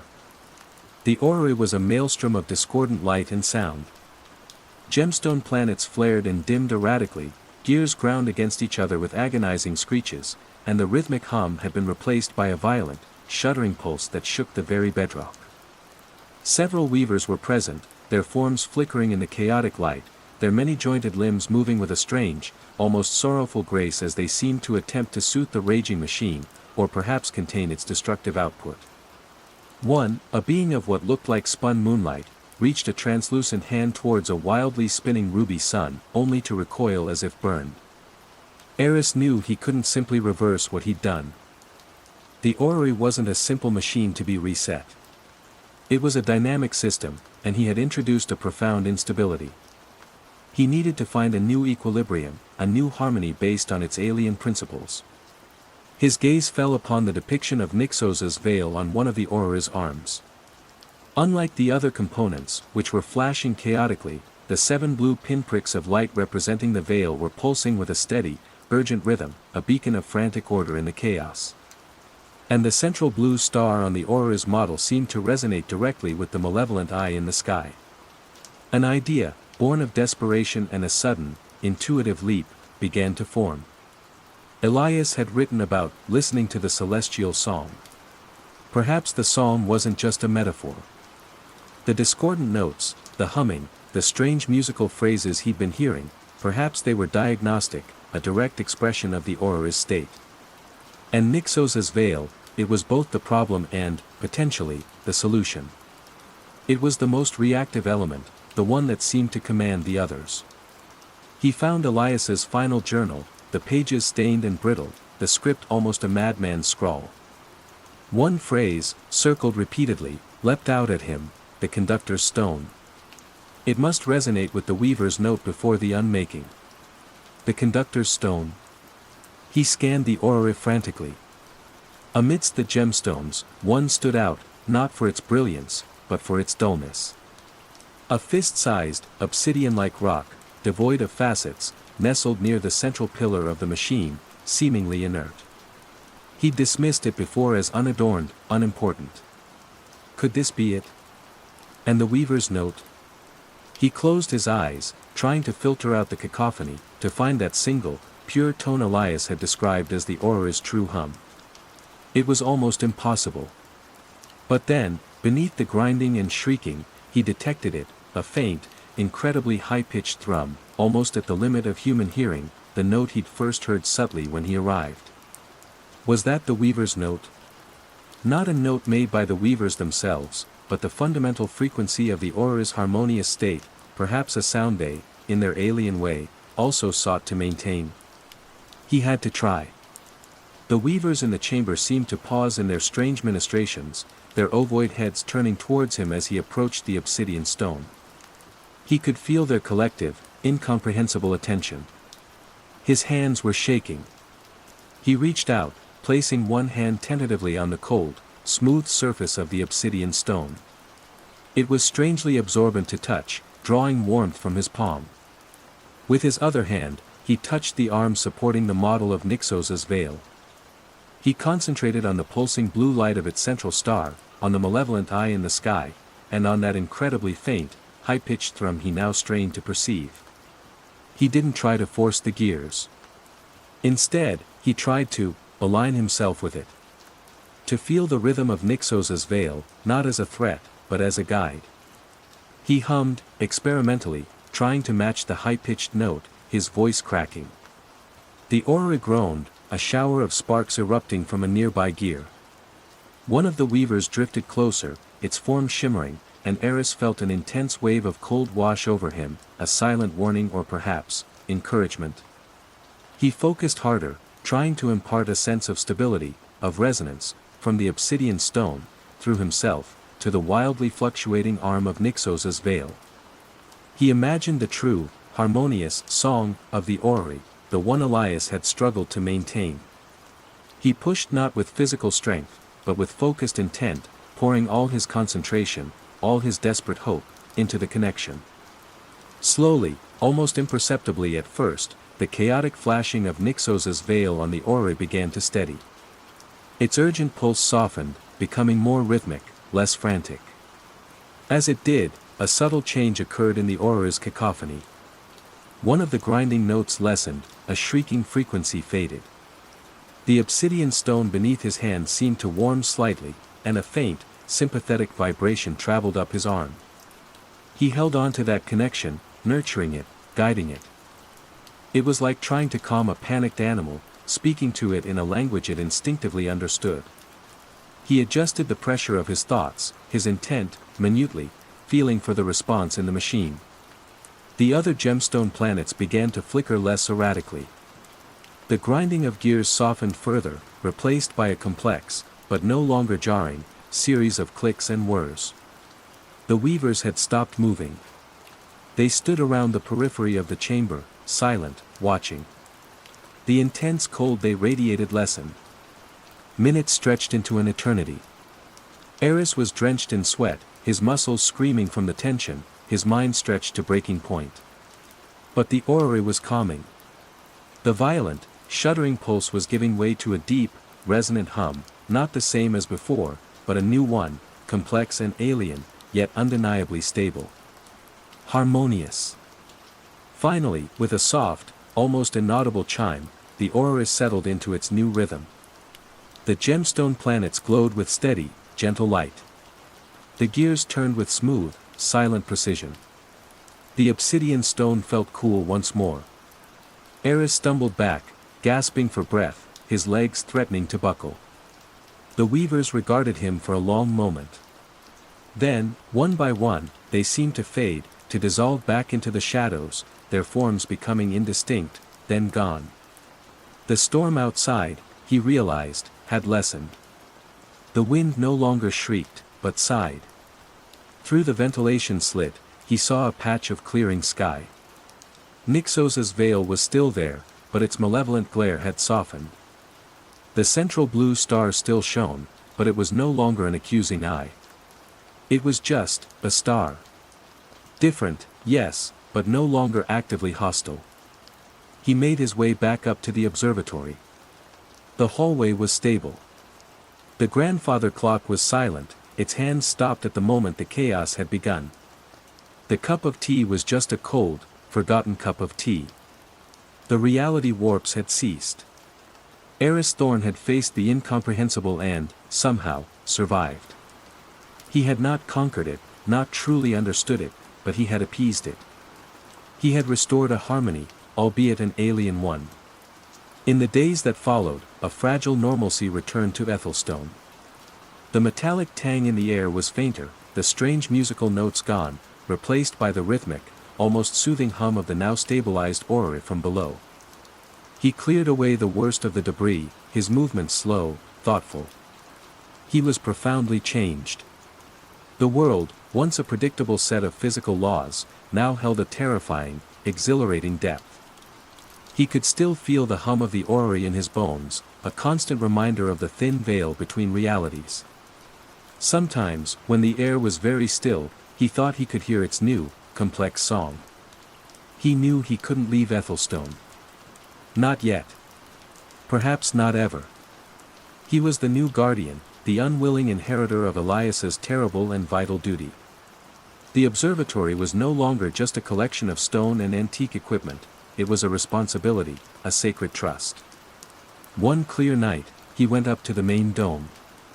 He powered up the old telescope and aimed it at Nyxos's veil. It was still there, exactly as Elias had charted it, exactly as he had seen it on that first, fateful night. It no longer felt like it was watching him with malice, but it was undeniably present, a permanent fixture in his sky, a testament to the vast, unknowable cosmos and the fragile place of humanity within it. Eris Thorn, the pragmatic astrophysicist, was gone. In his place stood someone else, someone attuned to the music of other spheres, someone who knew that the stars held more secrets than any science yet dreamed of. The Ethelstone orrery would continue its silent, ceaseless turning in the darkness below, and he, its keeper, would continue to watch the skies, forever listening for the subtle shifts in its cosmic song, a solitary guardian on the cliff edge of reality. The unease remained, a quiet hum beneath the surface of his new existence, a constant awareness of the abyss just beyond the veil, and the weavers who tended its edges. The inheritance papers had called it Ethelstone Observatory, a grandiloquent name for the salt-blasted, listing structure Eris Thorn now stood before. Perched on a Cornish cliff like a stubborn cormorant, it surveyed the churning grey Atlantic with an air of melancholic defiance. Eris, an astrophysicist whose recent paper on anomalous redshift patterns had been met with polite dismissal bordering on ridicule, found a grim kinship with the place. He was between jobs, between grants, and acutely in need of the solitude this unexpected legacy offered. The air, thick with the scent of brine and damp stone, whipped his hair across his face as he wrestled with the ancient iron key. The main dome, when he finally gained access, was a museum of decaying ambition. A massive, brass-bound telescope pointed skyward, its lens clouded with decades of neglect. Charts of familiar constellations, yellowed and brittle, were pinned haphazardly to wooden panels. Dust lay like a shroud over everything. The residential wing was equally grim, a Spartan bedroom, a kitchen where rust seemed to be the primary food group, and a study crammed with moldering books. It was in this study, a few days into his reluctant stewardship, that Eris found the first truly peculiar thing. Tucked inside a first edition of Copernicus's De Revolutionibus Orbium Coelestium, a volume surprisingly well preserved, was not a bookmark, but a small, intricately wrought copper key. Its teeth were unlike any he'd seen, a complex geometry of interlocking curves and angles. The margins of the surrounding pages were filled with his great-uncle Alastair's spidery script, calculations that veered wildly from recognizable astrophysics into what looked like abstract geometry, interspersed with sketches of an unidentifiable mechanical device. One recurring phrase caught his eye, clavis ad infra colliginum, key to the below. Alastair Thorne had always been the family enigma, the reclusive scholar who'd poured his inheritance into this cliffside folly and then vanished from their lives, communicating only through terse, eccentric postcards. Eris had assumed him merely an eccentric stargazer. Now, a prickle of unease traced his spine. He spent the rest of the day tapping walls, examining floorboards. His scientific mind, trained to find patterns, was now seeking hollow sounds, ill-fitting joins. The sketches in Copernicus seemed to point towards the main study, near the fireplace. There, under a threadbare Persian rug, he found it, a section of floorboards that yielded slightly under pressure. Prying them up revealed not earth, but a heavy, iron-ringed trapdoor. It seemed sealed with what looked like hardened pitch. The copper key slid into the complex lock with an unervingly smooth click. With a grunt, Eris heaved the door open. A wave of cool, dry air, carrying a faint, unidentifiable metallic tang, washed over him. Stairs, carved directly into the cliff's bedrock, spiraled down into darkness. His phone's flashlight app cut a weak swathe through the gloom. The chamber below was vast, a domed cavern that must have extended deep under the observatory and out beneath the cliff itself. And in its center, dominating the space, was the source of the sketches. It was an orrery. But an orrery unlike any celestial model Eris had ever conceived. It was colossal, easily 15 feet across, crafted from a mosaic of metals, some gleaming like polished silver, others dark as obsidian, some with an oily, iridescent sheen he couldn't identify. Gemstones, fist-sized and pulsing with a faint internal light, represented suns and planets. But these were not Sol, Jupiter, Mars. The constellations implied by their orbits, etched into vast, slowly counter-rotating rings, were alien, their patterns intricate and unsettlingly beautiful. And it was moving. Slowly, majestically, the intricate clockwork of gears, levers, and counterweights turned. Planets of jade, sapphire, and unidentifiable, light-absorbing black crystal glided along their complex paths. There was no visible power source, no hum of electricity, only an almost sub-audible, rhythmic thrum that vibrated through the stone floor, resonating deep within Eris's chest. He stood, dumbfounded, his flashlight beam tracing the impossible mechanics. His great-uncle hadn't just been observing the heavens. He'd been, what? Building this impossible machine. Tending to it. That night, the geometry of Ethelstone Observatory began to fray. Eris awoke from a fitful sleep, needing water. He navigated the short hallway from his bedroom to the kitchen, a path he'd trodden a dozen times. Except this time, the hallway seemed longer. He took 5 steps, then 10. The kitchen door, usually just a few paces away, remained stubbornly distant. He stopped, frowning, turned back. The bedroom door was now an impossible distance behind him.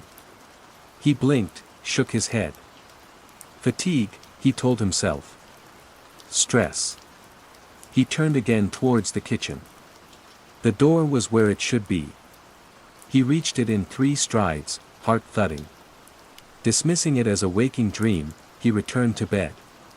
But the next morning, the staircase leading down from the residential wing to the main observatory level had an extra 3 steps.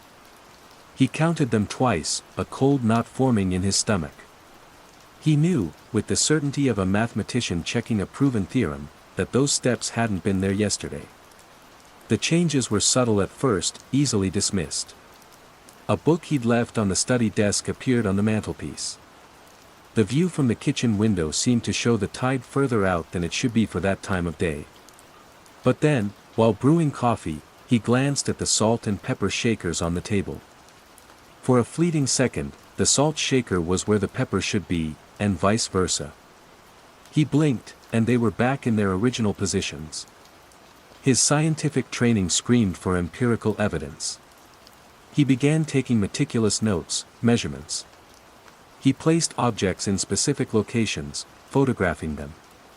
The next morning, a small conch shell he'd placed precisely in the center of the study mantelpiece was now 3 inches to the left. The photograph proved it. The local phone lines, unreliable at best, were now completely dead. His mobile showed no signal. The fog, which had rolled in the day he discovered the orrery, now clung to the cliffs with an unnatural persistence, cutting him off from the distant lights of Porthgwen, the nearest village. He found Alistair's journals hidden beneath a loose flagstone in the orrery chamber, bound in faded leather, their pages filled with the same spidery script from Copernicus, but now more urgent, more frantic. October 17th. The obsidian sphere approaches its nadir. The hum grows discordant. Must adjust the tellurian compensator. The weavers are restless. November 3rd, minor slippage in the 5th axiom. The angles are wrong. Observed a temporal echo in the west passage. Recalibrated the resonance dampeners. It is not enough. December 12th. They whisper from the spaces between. The music is fracturing. If I cannot maintain the harmony, the old alignments will fail. The fabric phrase. The hum, Eris knew that resonant thrum from the orrery. Weavers. Old alignments. It sounded like the ravings of a lunatic, yet the impossible orrery spun below, and reality in Ethelstone was demonstrably warping. He began to spend more time in the orrery chamber, drawn by a morbid fascination and a desperate hope for answers. The air down there was always cool, the metallic tang more pronounced, sometimes overlaid with the sharp scent of ozone, or something else, something indescribably alien, like burnt stars and cold metal. The rhythmic hum of the great machine was a constant, a bizarre heartbeat for the observatory. One afternoon, while studying a complex gearing mechanism that seemed to defy Newtonian physics, he accidentally brushed against a small, obsidian lever. It clicked down a notch. The hum of the orrery faltered, then resumed, but with a subtle, discordant undertone, a grating quality that set his teeth on edge. Upstairs, the changes accelerated. The hallway to the kitchen now regularly stretched to improbable lengths, sometimes snapping back with a stomach-lurching suddenness. His reflection in the bathroom mirror lagged a second behind his movements, then, for one terrifying moment, smiled when he wasn't smiling. Shadows in the corners of his eyes seemed to detach and writhe with an independent, sinuous life. The faint, complex musical notes Alistair had mentioned in his journals began to manifest. They were ethereal, atonal, seeming to emanate from the very walls of the observatory. Sometimes they were hauntingly beautiful, at others, they would crescendo into a cacophony that brought on splitting headaches and vivid, disturbing hallucinations, impossible geometries shifting behind his eyelids, colors he'd never seen before, the sense of vast, uncaring intelligences brushing against his mind. He tried to correct the orrery, to nudge the obsidian lever back. But it was jammed. His attempts only seemed to worsen the dissonance in its hum. Strange lights, like miniature, contained auroras, began to flicker around the planets of the orrery, casting dancing, unsettling patterns on the cavern walls. The weavers. Alistair's journals were filled with terrified reverence for them. They are the guardians of the true orbits, the menders of what is not, drawn by dissonance, repelled by harmony. Eris started catching glimpses of them. A flicker in his peripheral vision, something impossibly tall and slender vanishing around a corner. A distortion in the air by the window, as if heat were rising from cold stone, coalescing for a moment into something with too many joints, its limbs bending at impossible angles. They were never fully visible, always just at the edge of perception, their presence announced by a sudden drop in temperature and a heightening of the discordant music. He was trapped. The fog remained an impenetrable wall. The road to Porthgwen, he suspected, would likely lead him in circles, or nowhere at all. His food supplies were dwindling. Sleep was a luxury, punctuated by nightmares and the growing dread that the observatory itself was an extension of the orrery, a localized bubble of reality slowly detaching from his own. Eris Thorne, the pragmatist, the scientist, was forced to confront a terrifying hypothesis: his great-uncle Alastair wasn't a madman. He was a custodian.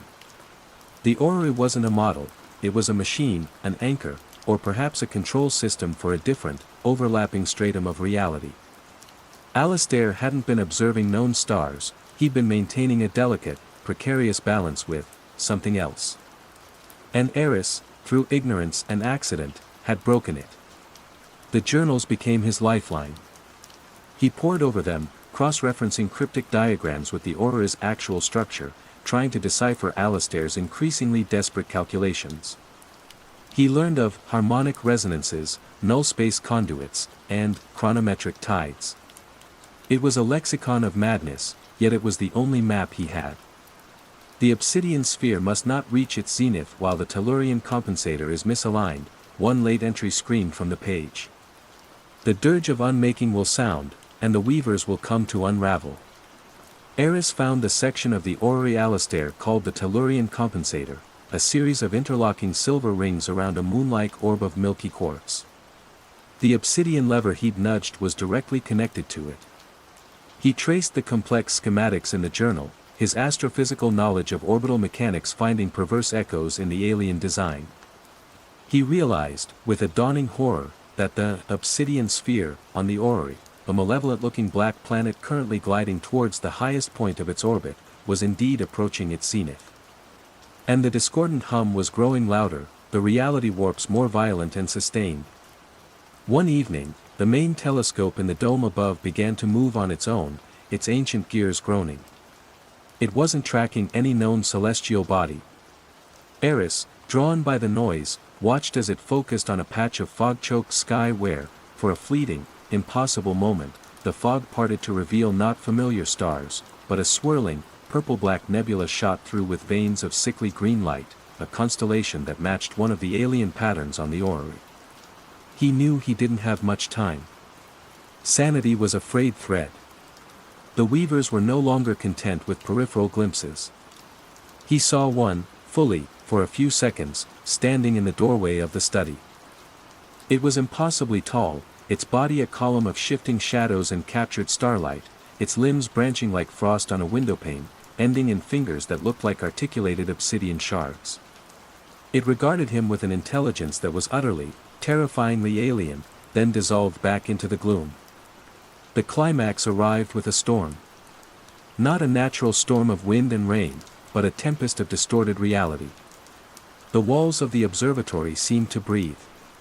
The floor buckled and flowed like water. The discordant music reached a fever pitch, each note a physical blow. The obsidian sphere on the orrery was almost at its zenith, its dark surface seeming to drink the faint light of the other gemstone planets.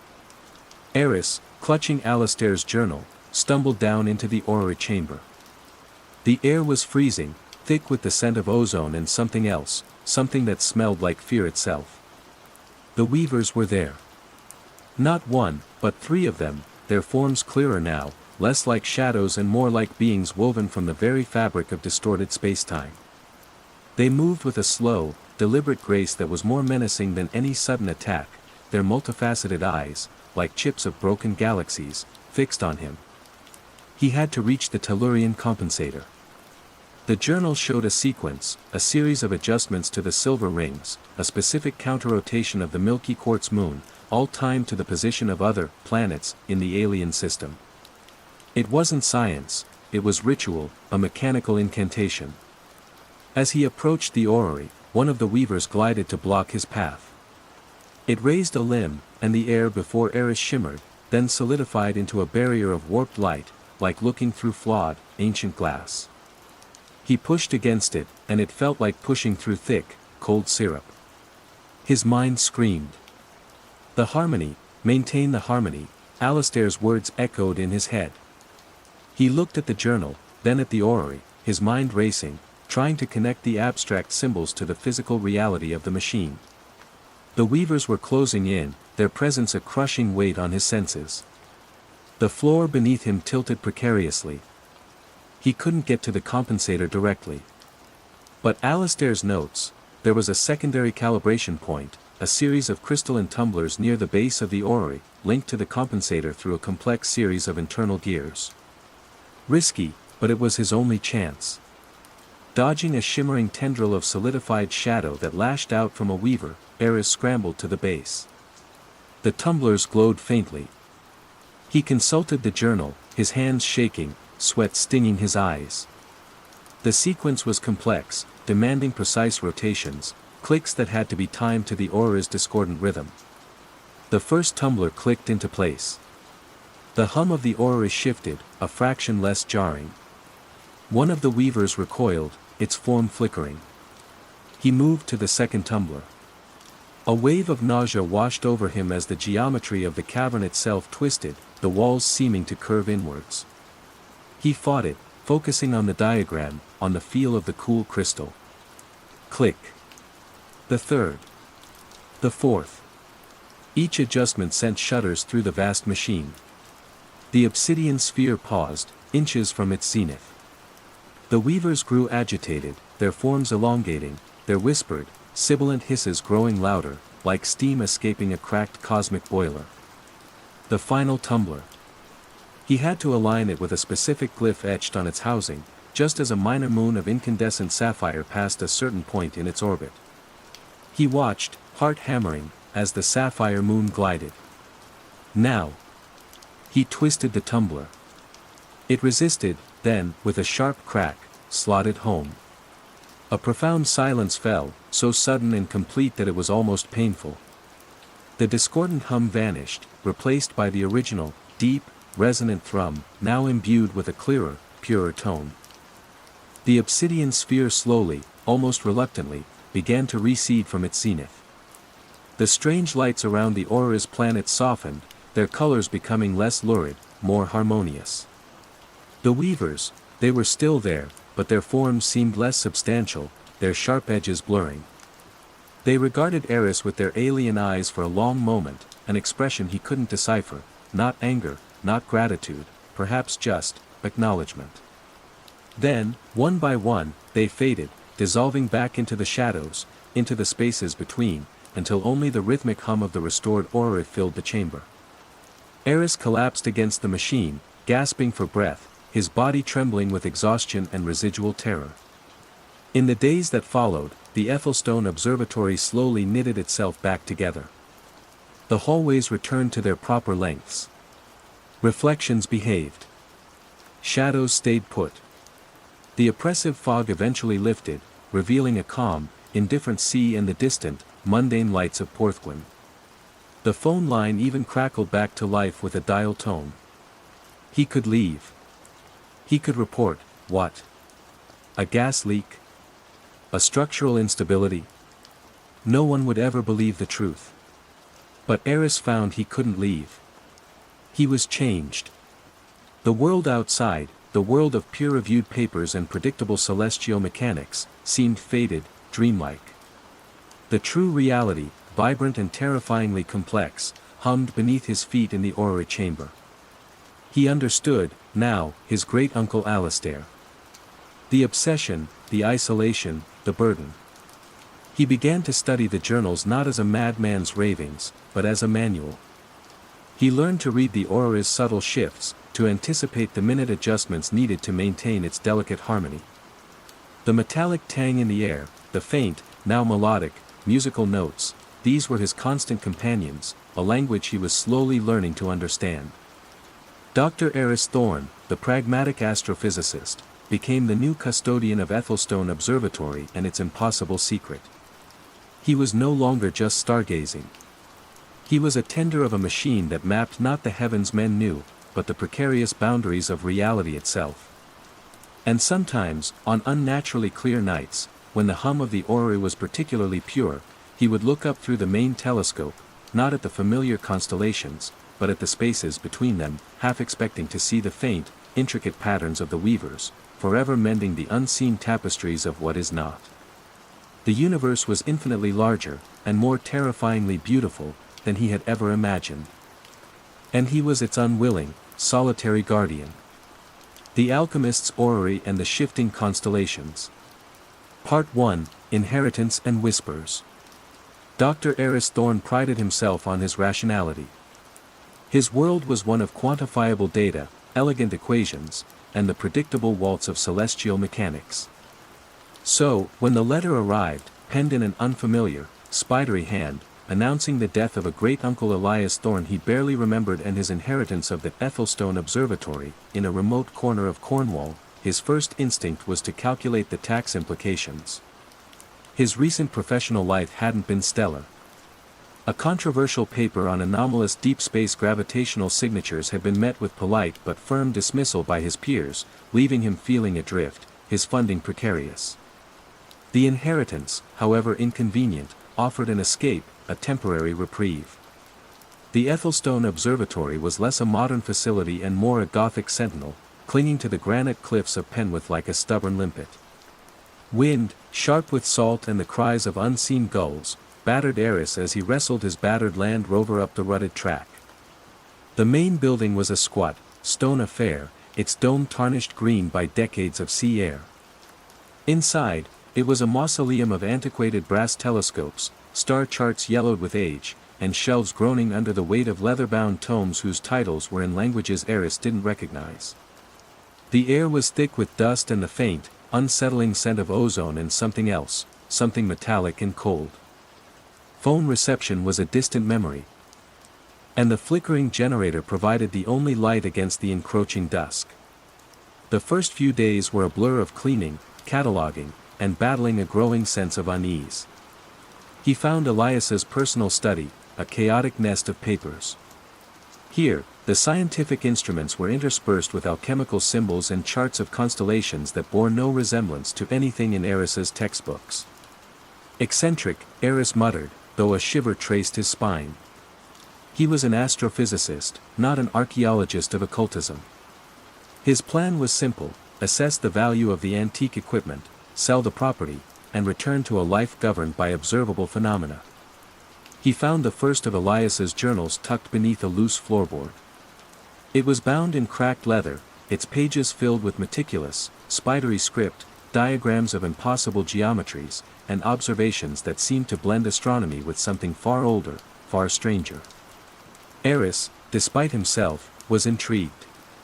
He began to read, his own notebook open beside him, making annotations, cross-referencing astronomical terms he recognized with the bizarre celestial cartography Elias had devised. One entry caught his eye: the hum deepens. Nyarlis stirs. Must recalibrate the etheric resonator before the next conjunction. Eris snorted.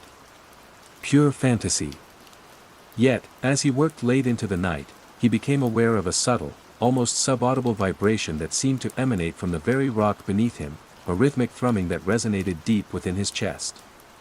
He attributed it to the wind, the sea, the ancient structure settling. The next morning, Eris returned to Elias's study, coffee in hand. He picked up the old journal, intending to continue his decipherment. His breath hitched. Where his own reading had concluded the previous night, an entry detailing the peculiar shimmer of a non-existent nebula, there was new text. Fresh ink, in Elias's unmistakable hand. Your skepticism is understandable, Eris, the new entry began, but the universe is far more textured than your equations allow. You noted the shimmer of xylos last night.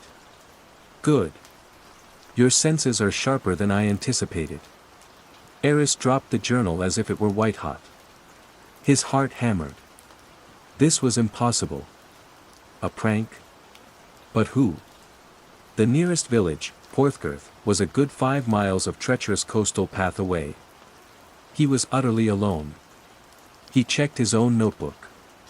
His last annotation corresponded exactly to where the new entry in Elias's journal began. He spent the day in a state of agitated disbelief, checking for hidden cameras, microphones, any sign of trickery. He found nothing. The observatory remained silent, save for the wind and that persistent, deep hum. Exhausted and unnerved, he forced himself back to the journal that evening. More new entries. They detailed his fruitless search for a rational explanation, his mounting anxiety. Then, a specific warning: you will soon discover the eerie chamber. Curiosity will draw you to the obsidian sphere of Nyarlathotep. Its alignment is critical. Do not attempt to correct it based on your flawed understanding of the cosmos. Such a misalignment event will precipitate temporal dissociation. The consequences are considerable. Eris felt a cold dread seep into his bones. The journal wasn't just recording the past, it was predicting his future. Part 2, The Obsidian Sphere and Fractured Time. The eerie chamber. The journal's prediction gnawed at him. He'd explored most of the observatory, but there was one door in the cellar, a heavy oak affair with an archaic iron lock, that he hadn't managed to open. The key, a grotesquely ornate piece of rusted metal, was on Elias's main desk, labeled simply, Core. With a sense of grim inevitability, Eris descended into the chill dampness of the cellar. The key grated in the lock, and the door swung inward with a groan, revealing a rough-hewn stone passage that sloped steeply downwards. The air grew colder, the metallic tang more pronounced, and the rhythmic hum intensified, vibrating through the soles of his boots.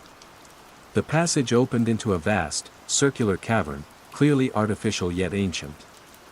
And in its center, illuminated by a single bare bulb Eris had to activate, was the orrery. It was breathtaking, terrifying. Easily 30 feet across, it was a colossal clockwork mechanism of unknown, faintly iridescent metals, burnished bronze, black iron, and something that shimmered like captured starlight. Gemstones, glowing with faint internal light, represented suns and planets, but their arrangement, their very number, defied known astronomy. Gears of impossible complexity meshed with silent precision, turning vast arms that carried these alien celestial bodies in slow, inexorable orbits. The hum was its breath, its heartbeat. Eris, the astrophysicist, was momentarily stunned into silence. This was no mere folly, it was a masterpiece of engineering, albeit one based on a deranged cosmology. His scientific curiosity warred with a primal urge to flee. He circled it slowly, his flashlight beam dancing over intricate carvings that seemed to shift in his peripheral vision. And there it was, just as the journal had described, a sphere of purest, light-absorbing obsidian, easily a foot in diameter, representing a planet Elias's charts had labeled Nyarlathotep.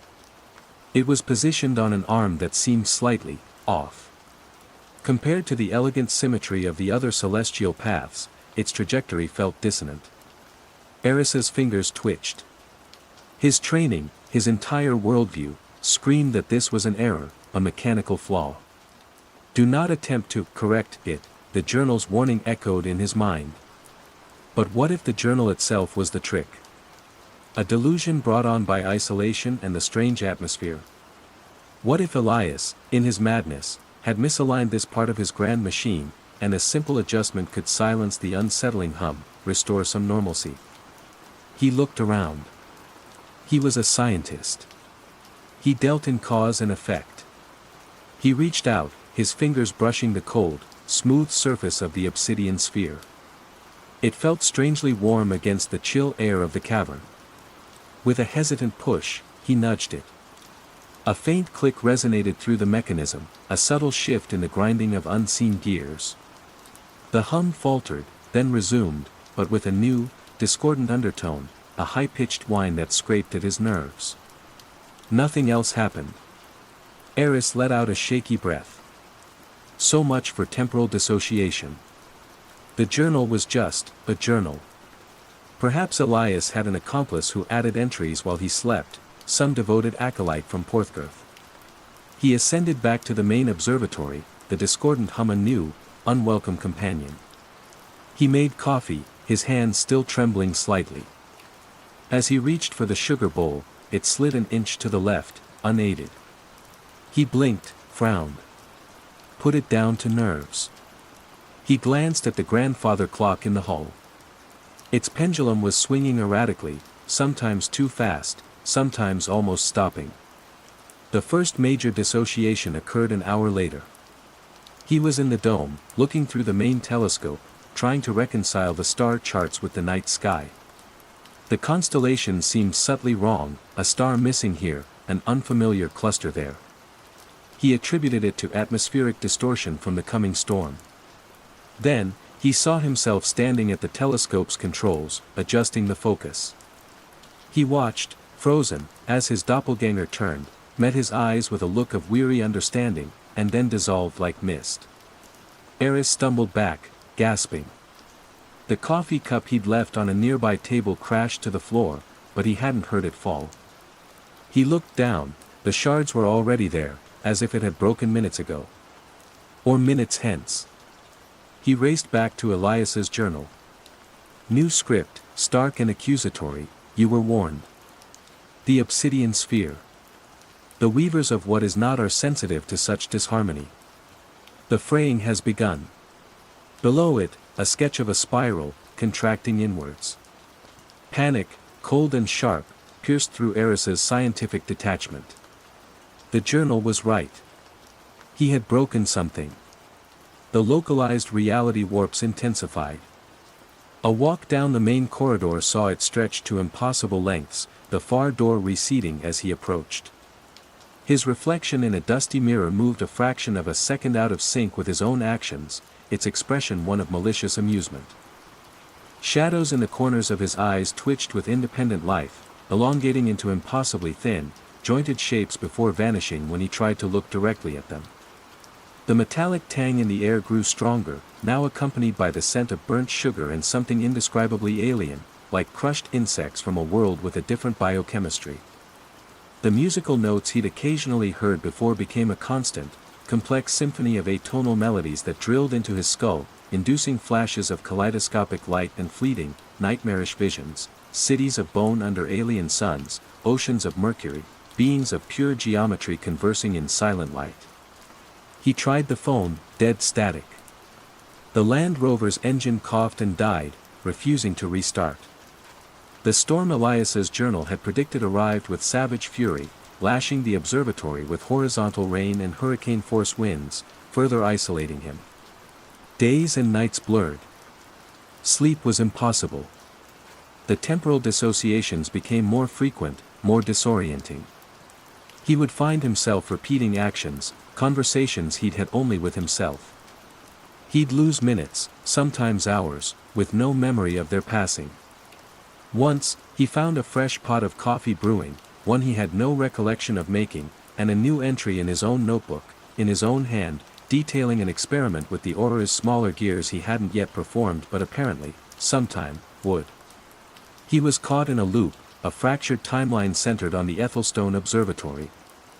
The journal, his only guide, continued to fill itself, sometimes offering cryptic clues, sometimes mocking his efforts. The harmony must be restored. The weavers are patient, but their weaving defines the possible. You are unmaking it. Part 3, The Weavers and the Unseen Threads. The weavers of what is not. The name itself was a paradox, a chilling descriptor for entities Elias's journals hinted were drawn to, or perhaps even integral to, the Aura's function. They were not ghosts, Eris slowly realized, but something far more alien. His first clear glimpse came during a particularly violent temporal schism. He was in the Aura chamber, desperately trying to understand the machine's alien logic, when the cavern flickered. For a moment, the stone walls became translucent, revealing not the surrounding cliff face, but an expanse of swirling, nebulous colors, a glimpse into, elsewhere. And silhouetted against this impossible vista were figures. They were impossibly tall and thin, their limbs jointed at unnatural angles, moving with a slow, deliberate grace that was utterly inhuman. They had no discernible faces, only shifting patterns of light and shadow where a head should be. One of them, closer than the others, seemed to extend a multi-jointed appendage, not towards Eris, but towards a section of the orrery, its fingers dissolving into threads of light that momentarily merged with the turning gears. Then the vision snapped back, the stone walls solidifying, leaving Eris shaking and nauseous. The journal offered a chilling clarification the next morning: they are not invaders, Eris. They are the gardeners of reality's loom. Your clumsy actions have tangled the threads. They seek to smooth them, or perhaps to cut them entirely if the pattern becomes too corrupted. Eris was trapped in a desperate race. He had to understand the orrery, decipher Elias's mad scribblings and the prescient journal's warnings, and restore the harmony before the weavers decided his particular thread of reality was beyond repair, or before he lost his sanity completely. The temporal dissociations were worsening. He'd find himself mid-task with no memory of starting, or discover notes he'd written to himself from a future self, warning of pitfalls he was about to encounter. One such note, scrawled frantically in his own hand on a loose sheet, read, "Don't trust the reflections after midnight. They lie about the sequence. The Antares key is not for the resonance chamber, it's for the chronometric stabilizer." Elias hid the true charts in the Atlas Celestis, page 42. He had no memory of writing it, but the urgency felt real. He located the Atlas Celestis. A huge, leather-bound volume. Page 42 was stuck to page 43. Carefully prying them apart, he found a hidden compartment containing a thin sheet of vellum. On it was a diagram, infinitely more complex than any he'd seen, showing the orrery not as a model of a solar system, but as a tuning fork. A device for maintaining a specific resonance between realities. Nyarlis, the obsidian sphere, was labeled primary damper, do not perturb. Below it, a complex sequence of adjustments for various gears and planetary arms, with precise timings linked to celestial events that didn't exist in his sky. To restore the prime harmonic, a note at the bottom read. The prescient journal confirmed his discovery the next morning, its script almost smug: "The path to restoration is before you. But the weavers are already at work. The storm is their symphony, the temporal distortions their dance.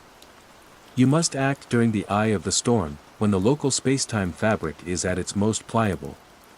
The storm raged for 2 more days, or perhaps it was one day lived twice, or a week compressed. Time had lost all meaning. Eris ate when he remembered, slept in fitful, nightmare-ridden snatches on a dusty chaise lounge, the journal his constant, unnerving companion. He studied the vellum chart, cross-referencing it with Elias's more frantic notes, trying to understand the alien mathematics, the bizarre alchemical symbols that denoted specific material resonances. The glimpses of the weavers became more frequent, no longer confined to the orrery chamber. He'd see them in the periphery of his vision, impossibly thin figures gliding silently down corridors, their forms sometimes blurring into the very fabric of the observatory, as if they were partially woven from the same strange energies that held the place together. They never directly threatened him, but their presence was an overwhelming psychological pressure, a constant reminder of the alien forces at play. He realized Elias hadn't just been an observer, he'd been a conductor, a tender, desperately trying to keep this impossible instrument in tune. And now, that terrible responsibility had fallen to Eris. Part 4, The Eye of the Storm and the Resonant Chord. The storm broke with unnatural suddenness. One moment, rain and wind hammered the observatory as if trying to tear it from the cliff; the next, an eerie, absolute silence descended. Outside, the sky was a bruised, preternatural yellow, the sea below a flat, oily calm. The eye of the storm. The journal lay open on Elias's desk, a single, fresh line stark against the aged paper. Now. The discordant hum of the orrery seemed louder in the oppressive stillness, the high-pitched whine more grating. Eris, clutching the vellum chart and a collection of strange tools he'd found in Elias's toolkit, oddly shaped wrenches, tuning forks made of unknown alloys, crystal lenses, descended into the cavern. The orrery chamber felt different. The air was electric, charged with a palpable tension. The gemstones on the great machine pulsed with an agitated light. And the weavers were there. Not glimpses this time, but 3 distinct figures, standing motionless around the periphery of the orrery. They were less defined now, more like columns of distorted air, shimmering heat hazes that occasionally resolved into those terrible, multi-jointed limbs. They watched him, or seemed to, with an attention that felt like a physical weight. Eris's heart hammered, a frantic counterpoint to the aura's discordant rhythm. He forced himself to focus on the chart. The sequence was complex, involving adjustments to multiple gears in a precise order, culminating in a recalibration of the obsidian sphere of Nyarlathotep. Each step was timed to a phantom celestial conjunction detailed on the vellum. He began, his hand surprisingly steady despite the tremors that racked his body. The first adjustment was to a series of crystalline gears near the aura's base. As he turned the indicated lever, the hum shifted, a new harmonic, still dissonant, joining the chorus. One of the weavers twitched, its form momentarily elongating. Time was still unstable. As he reached for a specific cog, he saw another version of himself already turning it, his movements sure and practiced. This future Eris glanced back, gave a curt nod, and faded. The temporal echoes were confusing, but somehow, they also guided him, showing him the correct sequence, a bizarre form of bootstrap learning across fractured timelines. He moved from one station to another around the vast machine, his every action seemingly observed by the silent weavers.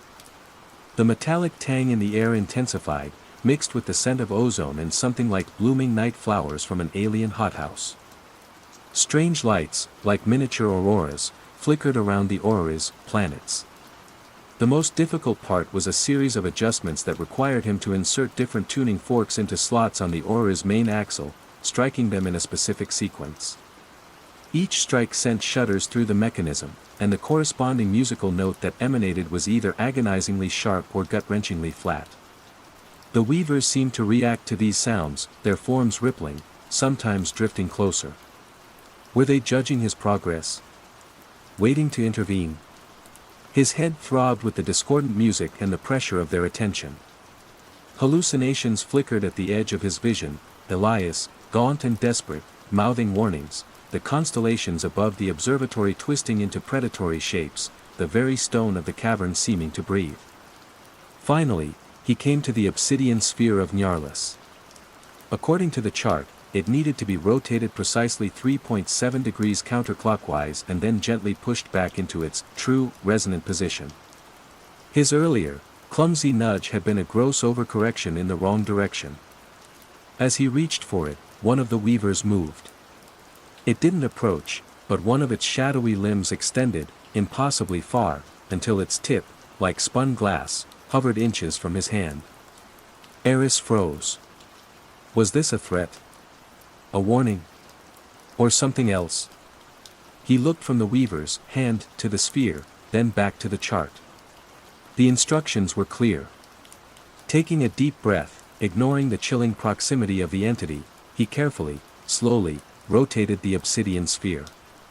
A low, resonant click, deeper and more satisfying than the first, echoed through the chamber. He then applied gentle pressure, and it slid a fraction of an inch inwards, settling with a soft thud. The effect was instantaneous.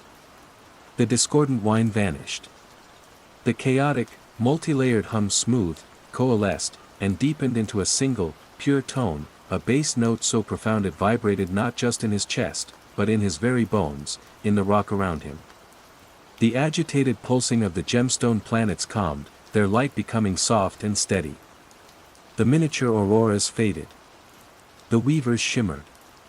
For a moment, Eris thought they might coalesce further, become truly solid. Instead, they seemed to recede, their forms becoming more diffuse, more like heat haze, until they were indistinguishable from the ancient air of the cavern. Then, they were gone. Eris sagged against the orrery, gasping for breath, sweat stinging his eyes. The single, pure hum was almost soothing now, a fundamental frequency of the world. He looked at his hands. They were steady. He glanced around the cavern. The walls were solid, the air clear, the metallic tang almost gone, replaced by the clean scent of ozone and damp stone. He slowly made his way back up to the observatory. The grandfather clock in the hall was ticking with perfect regularity. His reflection in the mirror was his own, moving in perfect sync. He looked out the window. The unnatural yellow sky was giving way to a soft, gray dawn. The wind had dropped to a gentle breeze, the sea a low murmur. The storm had passed, truly passed. Part 5, The New Custodian. In the days that followed, a semblance of normalcy returned to Ethelstone Observatory, or at least, Eris's perception of it. The temporal dissociation ceased. Objects stayed where he put them. The constellations, viewed through the main telescope, matched the charts of his sky once more. The self-writing journal, however, had one final entry. When Eris next opened it, he found a single sentence, penned in Elias's familiar script, yet somehow imbued with a sense of finality: the harmony is restored. The loom is rethreaded. The Ethelstone has its guardian once more. After that, the pages remained stubbornly blank, no matter how long he waited. Eris Thorne, the pragmatic astrophysicist, was gone. In his place was someone different. He had touched the fabric of another reality, danced with temporal paradoxes, and felt the gaze of entities that defied comprehension. He could no longer look at the night sky and see only predictable orbits and cold equations. Now, he heard the music, the deep, resonant hum of the orrery, a constant reminder of the vast, terrifying, beautiful complexity that lay just beyond human perception. He didn't sell the observatory. He couldn't. It was his now, his responsibility. He continued to study Elias's notes, the strange charts, the alien mechanics of the orrery. He was no longer trying to debunk them, but to understand them, to learn the intricate rules of this inherited duty. He was the new custodian, the tender of a machine that held a delicate balance between worlds. Sometimes, late at night, when the wind howled around the cliffs and the sea crashed below, he would go down to the orrery chamber. He would listen to its deep hum, watch the slow, majestic dance of its alien planets, and feel a strange sense of peace. The isolation no longer bothered him, it was a necessary shield. He knew the weavers were still out there, somewhere in the spaces between realities, tending to their incomprehensible loom. And he knew that the orrery was more than just a machine, it was an anchor, a whisper, a promise of the infinite. He was part of its song now, forever changed, forever attuned to the shifting constellations of a universe far stranger than he had ever dared to imagine. The burden was immense, the knowledge terrifying, but in the heart of the Ethelstone Observatory, Eris Thorne had found a new, unsettling kind of purpose. He was the guardian at the edge of understanding, and the stars, both known and unknown, wheeled silently above. The letter from the solicitor had been concise, devoid of sentiment. Dr. Eris Thorne, recently and very publicly discredited for a paper theorizing non-standard cosmological models, theories his peers had labeled more akin to fanciful metaphysics than astrophysics, was the sole heir to the Ethelstone Observatory in Osprey Point, Maine.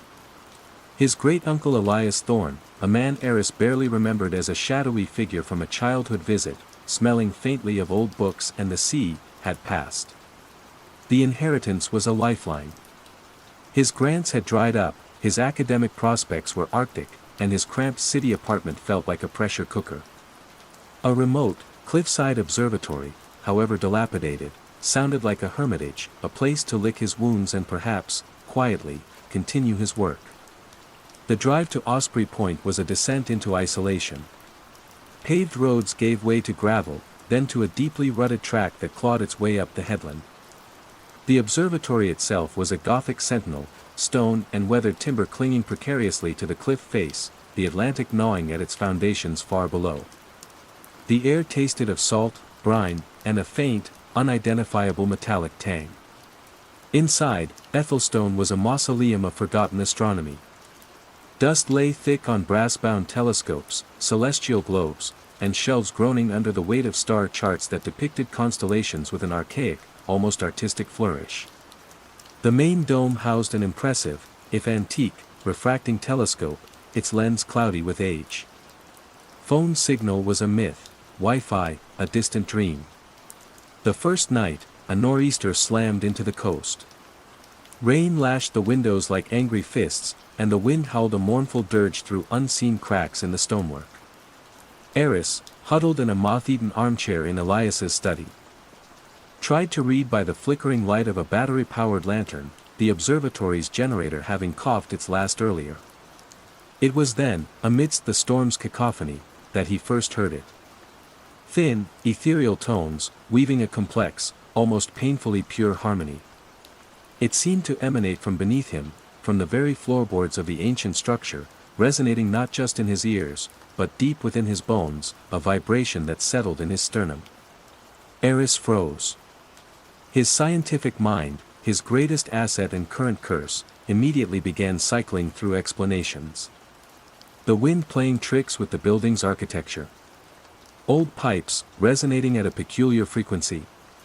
But the sound was too structured, too melodic. It wasn't the random moan of a gale, it was music. He rose, the lantern casting dancing, distorted shadows. The floorboards creaked under his weight as he tried to pinpoint the source. The music seemed strongest near a section of wall in the main hallway, a plain, wood-paneled expanse that showed no obvious features. He ran his hand over it, the wood cool and slightly damp. The music pulsed, clearer now, a delicate, intricate melody played on an instrument he couldn't name. His fingers brushed against a subtle seam, almost invisible in the dim light. He pressed. A faint click, and a section of the paneling swung inward, revealing not solid stone, but a narrow, spiraling stairwell descending into darkness. The air that wafted up was colder, carrying that same faint metallic tang, now intensified, and the scent of something else, ozone, perhaps, or dust that hadn't been disturbed in centuries. The music was undeniably coming from below. Holding the lantern high, Eris descended. The stone steps were slick with a fine, almost greasy dampness. Each turn of the spiral took him deeper, the sounds of the storm receding, replaced by the growing clarity of the impossible music. It was achingly beautiful, yet profoundly unsettling, like listening to the thoughts of an alien mind. Finally, the stairs ended before a heavy, iron-banded door, its surface pitted with age. A single, unornamented iron ring served as a handle. The music swelled, seeming to press against the other side of the door, vibrating through the ancient metal. Eris hesitated. Every rational instinct screamed at him to turn back, to dismiss this as an elaborate prank, a hallucination brought on by stress and isolation. But the physicist in him, the part that craved understanding, that had always been drawn to the unexplained, urged him forward. This was a phenomenon, and phenomena demanded investigation. He reached for the iron ring, its cold seeping into his palm. He pulled. The door, surprisingly, swung open with a low groan of protesting hinges. The instant the door creaked open, the music vanished. Not faded, not diminished, but ceased. Abruptly. Utterly. The sudden silence was a physical blow, leaving a ringing in his ears and an echoing vacancy in his chest where the melody had resonated. And then he saw it, or rather, felt it. The air in the room beyond the threshold bent. It shimmered, not like heat haze rising from asphalt on a summer day, but with a more viscous, deliberate quality. Light from his lantern seemed to stretch and warp as it passed through this invisible distortion, casting strange, elongated shadows on the far wall. It was as if the very fabric of space in the doorway was twisting, like looking through a lens made of flowing water. Eris stumbled back a step, heart hammering. He held the lantern further into the room. Beyond the shimmering curtain of air, he could make out a vast, circular chamber. And in its center, something immense. He forced himself to step through the distorted threshold. The sensation was nauseating, a brief, disorienting pressure against his skin, a feeling of being squeezed and stretched simultaneously. Then he was through. The air behind him, in the stairwell, looked normal. The air in the chamber before him was still, the shimmering effect gone from his immediate vicinity, though he could still perceive a faint distortion further into the room. The chamber was subterranean, carved from the bedrock itself. And dominating its center, illuminated by the wavering light of his lantern, was the orrery. It was colossal, easily 15 feet in diameter, a breathtakingly intricate lattice of interlocking gears, delicate arms, and perfectly spherical planets crafted from metals he didn't recognize, some a dull, non-reflective black, others gleaming with an inner light like captured starlight, and yet others that seemed to shift in color as he moved. Gemstones, larger than any he had ever seen, pulsed with faint, internal luminescence, marking orbital paths or perhaps representing distant stars. But this was no model of soul. The arrangement of celestial bodies was utterly alien. A vast, dark sun at its core, orbited by at least a dozen planets of varying sizes and colors, many with multiple, strangely angled moons. The constellations hinted at on the outer rings were unfamiliar, their patterns bizarre and unsettling to his trained eye. An almost inaudible, rhythmic hum emanated from the machine, a low thrum that vibrated through the stone floor and up into his feet, resonating once more in his chest, but this was a mechanical sound, a bass counterpoint to the ethereal music that had now vanished. The gears, impossibly complex, turned with a slow, inexorable grace, their movements perfectly silent save for that deep, pervasive hum. There was no visible power source. Eris, the pragmatic astrophysicist, stood dumbfounded. This was no rich man's folly, no whimsical toy. The craftsmanship was beyond anything he could comprehend, the materials unknown, the celestial mechanics depicted utterly alien. It was ancient, imbued with a sense of immense, unknowable purpose. He circled it slowly, the lantern light glinting off polished surfaces and shadowy recesses. His scientific mind, momentarily stunned, began to reassert itself. He looked for inscriptions, maker's marks, anything. There was nothing. Only the silent, relentless turning of the impossible stars. The metallic tang was stronger here, sharp and clean. He ran a hand along one of the support struts, cool, impossibly smooth metal. He felt a faint vibration. Where had the music come from? And why had it stopped when the door opened? What had caused the air to bend? He retreated from the chamber, the great orrery still turning in the darkness behind him. As he pulled the heavy door shut, he half expected the music to resume. It didn't. The silence from the depths was now as profound as the storm's fury above. Back in the relative normality of the observatory's upper levels, the wind and rain seemed almost comforting. Eris found himself trembling, not from cold, but from a primal, unsettling awe mixed with a nascent dread. His great-uncle hadn't just been stargazing. He made his way to Elias's desk, rummaging through drawers with a new, frantic energy. He dismissed the contents earlier as the ramblings of an eccentric. Now, he sought them out. Beneath a pile of tide charts and outdated almanacs, he found it, a series of leather-bound journals, their pages filled with Elias's spidery handwriting. He opened the topmost one. The first few pages were mundane observations of local weather, tides, bird migrations. Then, the entries began to change. Astronomical calculations, but with unfamiliar symbols. Diagrams that vaguely resembled parts of the orrery. And then, a phrase that made the hairs on his arms prickle, "The harmony is fragile tonight. The weavers are restless. Must adjust the SETI minor gear by 3 degrees before moonset." Further on, the music was discordant again. A faint shimmer in the west passage. The orrery is drifting. If the balance is not maintained, what is not will bleed through. Eris stared at the words, the rhythmic hum of the hidden machine seeming to echo in his memory, the image of the bending air searing itself into his mind. His world, built on logic and verifiable fact, was tilting on its axis.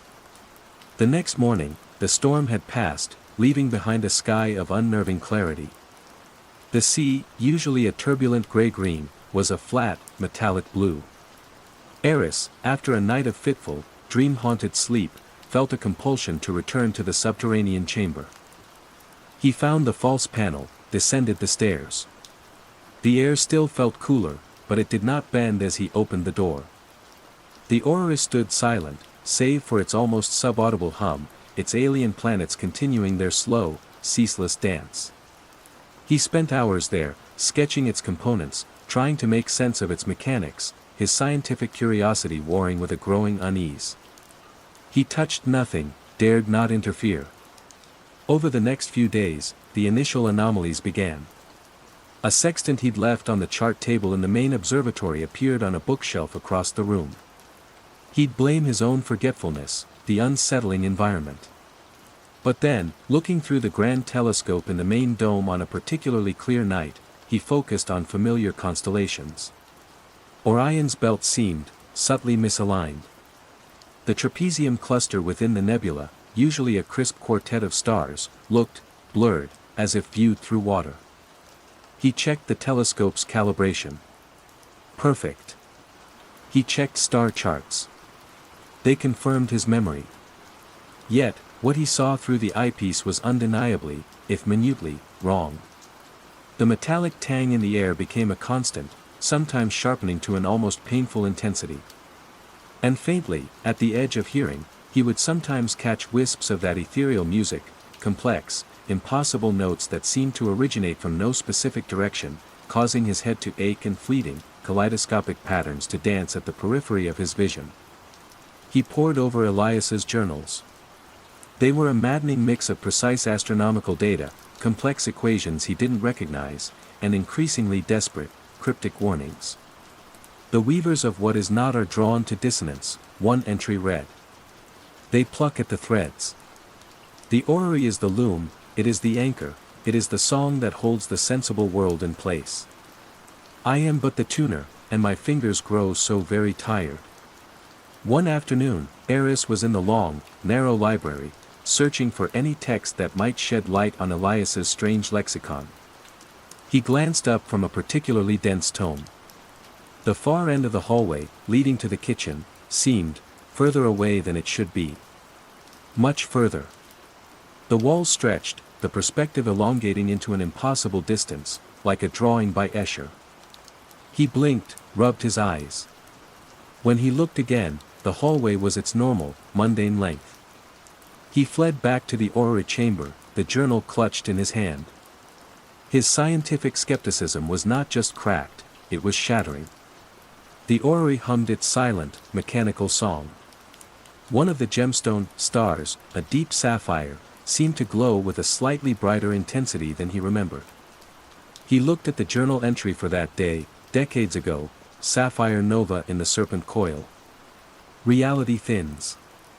Heard voices in the static. Must dampen the resonance. Eris Thorne, the rational astrophysicist, realized with a certainty that chilled him to his core, his great-uncle wasn't a madman. He was a guardian.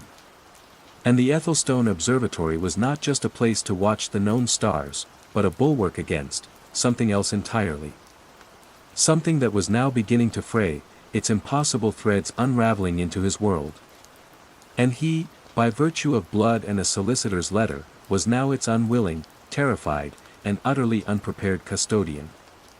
The music, he now suspected, was not a prelude, but a warning.